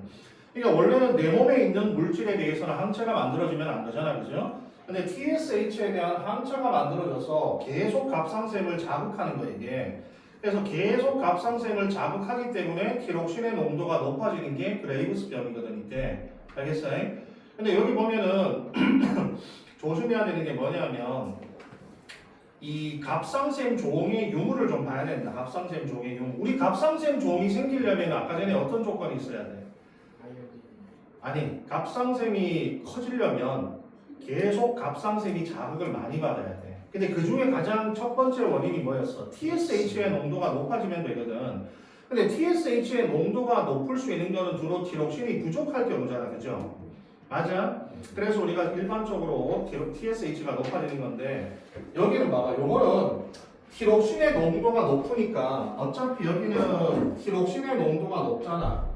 티록신의 농도가 높기 때문에 피드백을 통해서 TRH와 TSH의 농도는 어떻게 돼? 기억해. 이게 낮아지는 거 이해 가겠지, 그죠? 근데 여기서 TSH의 농도가 낮음에도 불구하고 갑상샘 종이 있다는 게 특징이야, 이게. 왜냐면 TSH 말고 누가 자극한다고? 항 TSH 수용체. 얘가 TSH 역할을 해줘, 얘가. 항 TSH 수용체가 계속 TSH 역할을 해줘. 그래서 얘가 갑상샘을 계속 자극하는 거야, 얘가. 갑상샘을 자극해. 그래서 TSH의 농도가 낮음에도 불구하고 갑상샘이 계속 항 TSH 때문에 높아져서 여기서 이 갑상샘 종이 생긴다는 게 하나의 특징이야, 여기서.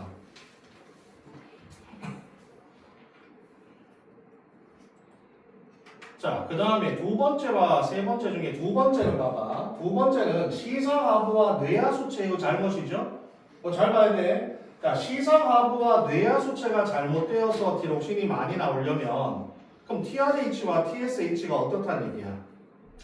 걔네들이 잘못되어서 티록신이 많이 나온다는 얘기잖아. 네. 그럼 티록신이 많이 나오려면 TRH와 TSH가 어떻게 먼저 변해야 돼?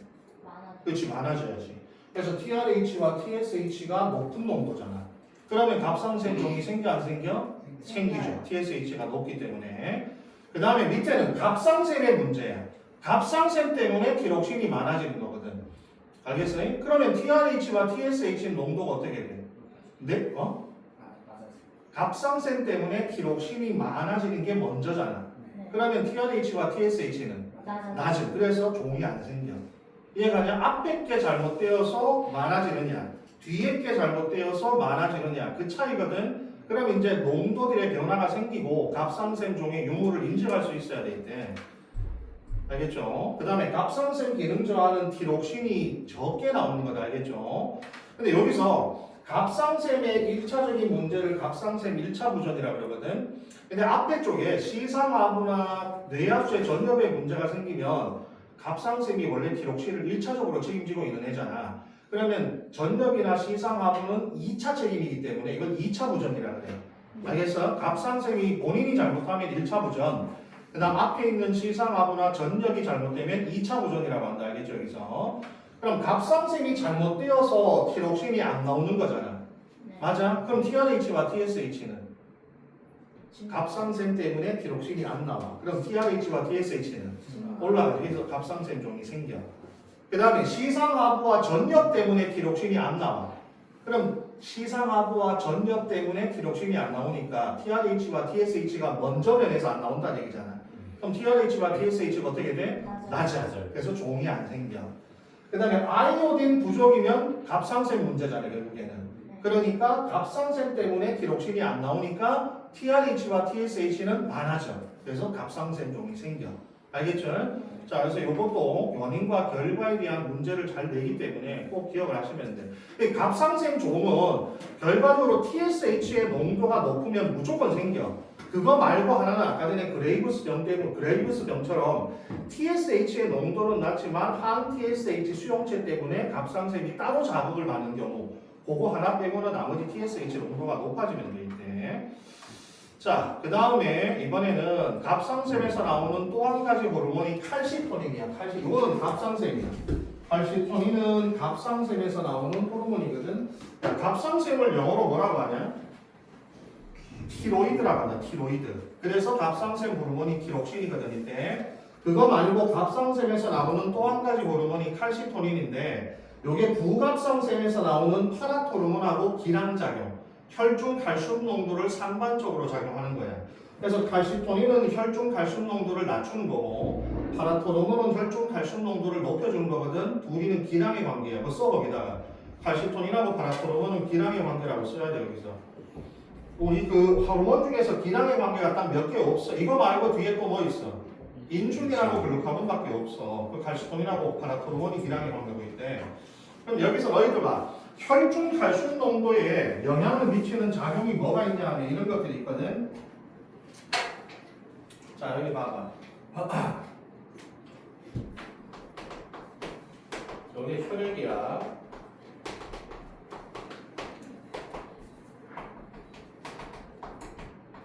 혈액의 칼슘 농도를 높이려면 어떻게 하냐면 세 가지 작용이 있거든. 이걸 기억해. 소장에서의 칼슘 흡수를 촉진한다. 거기 다 적혀 있어. 그 다음에 콩팥은 뭐겠어? 항상 재흡수지, 재흡수. 네? 뭐의 재흡수? 칼슘의 재흡수를 촉진한다. 그 다음에 원래 우리 몸에 칼슘을 저장하는 곳이 어디야? 뼈거든. 뼈에서 칼슘을 뽑아온다. 알겠어요? 이 세 가지 기작이 누구 거야? 이게 파라토르몬이야. 알겠어요? 파라토르몬이 혈중 칼슘 농도를 높이기 위해서는 소장에서의 우리가 영양분 흡수하잖아. 칼슘이라는 것도 영양분이잖아. 영양소잖아. 무기영양소인 칼슘의 흡수를 촉진하고, 콩팥에서 칼슘의 재흡수를 촉진하고, 뼈에서 칼슘의 유리, 뼈에서 칼슘이 분리가 돼. 그래서 이거를 혈액으로 방출하게 한다고. 알겠어요? 그러면 칼시토닌의 역할은 뭐겠어? 반대지. 소장에서의 칼슘 흡수가 억제, 콩팥에서 칼슘 재흡수도 억제. 반대로 혈액에 있던 칼슘을 어떻게 해? 뼈로 보태 넣는 거야.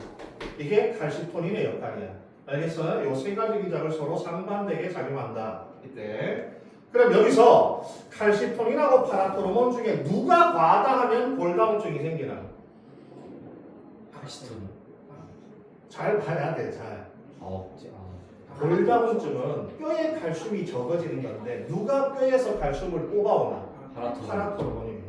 그래서 파라토르몬이 과하다 하면 골다공증이 생길 우려가 있다. 알겠어? 그래서 우리가 만약에 우유를 통해서 칼슘을 많이 섭취하면 칼시토닌이 어떻게 하겠어? 뼈로 보내겠지. 그래서 뼈가 튼튼해지는 거거든요. 근데 우리가 봐. 파라토르몬에 과다는 골다공증을 유발할 수 있지만 일반적으로 우리가 생기는 골다공증은 파라토르몬 때문에 생기는 게 아니야. 보통 에스트로겐 때문에 생겨.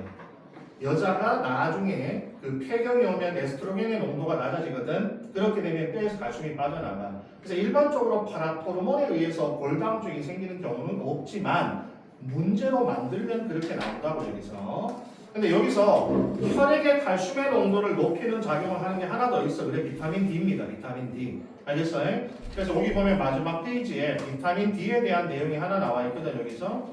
자, 비타민 D는 작년에 이제 너희들 기출이 되었던 문제 중에 하나인데, 이 비타민 D를 보시면 이거 하나 꼭 기억해줘. 원래는 비타민 D가 우리가 보통 몸에서 자연적으로 합성될 수 있는 비타민이잖아요, 그죠? 그래서 자외선을 쪼이게 되면 몸에서 비타민이 합성돼, 정구체에서. 또는 인위적으로 우리가 영양소로 흡수할 수도 있다, 알겠죠? 비타민 D를. 그래서 몸에서 이렇게 자외선을 쬐어서 합성되거나 아니면 내가 인위적으로 비타민 D를 섭취하게 되면 요게 간과 콩팥에서 활성화된다, 알겠지? 요 간과 콩팥이 작년에 시험에 나왔던 건데 간과 콩팥에서 비타민 D가 활성화돼. 그러면 비타민 D가 뭘 해주냐? 소장에서의 칼슘의 흡수를 촉진해 줍니다. 알겠어요? 소장에서 칼슘의 흡수를 주로 촉진을 해주고, 그리고 얘도 뼈에다가 칼슘을 또 잘 보관을 하게끔 해줘요. 그래서 이 비타민 D도 혈중 칼슘 농도를 높이는데 작용을 해줄 수가 있어요. 이게 좋은 게 이거지. 만약 봐봐. 아까 전에 파라토르몬은 혈중 칼슘 농도를 높이기 위해서 뼈에 있는 칼슘을 뽑아오잖아. 근데 비타민 D는 그게 아니야.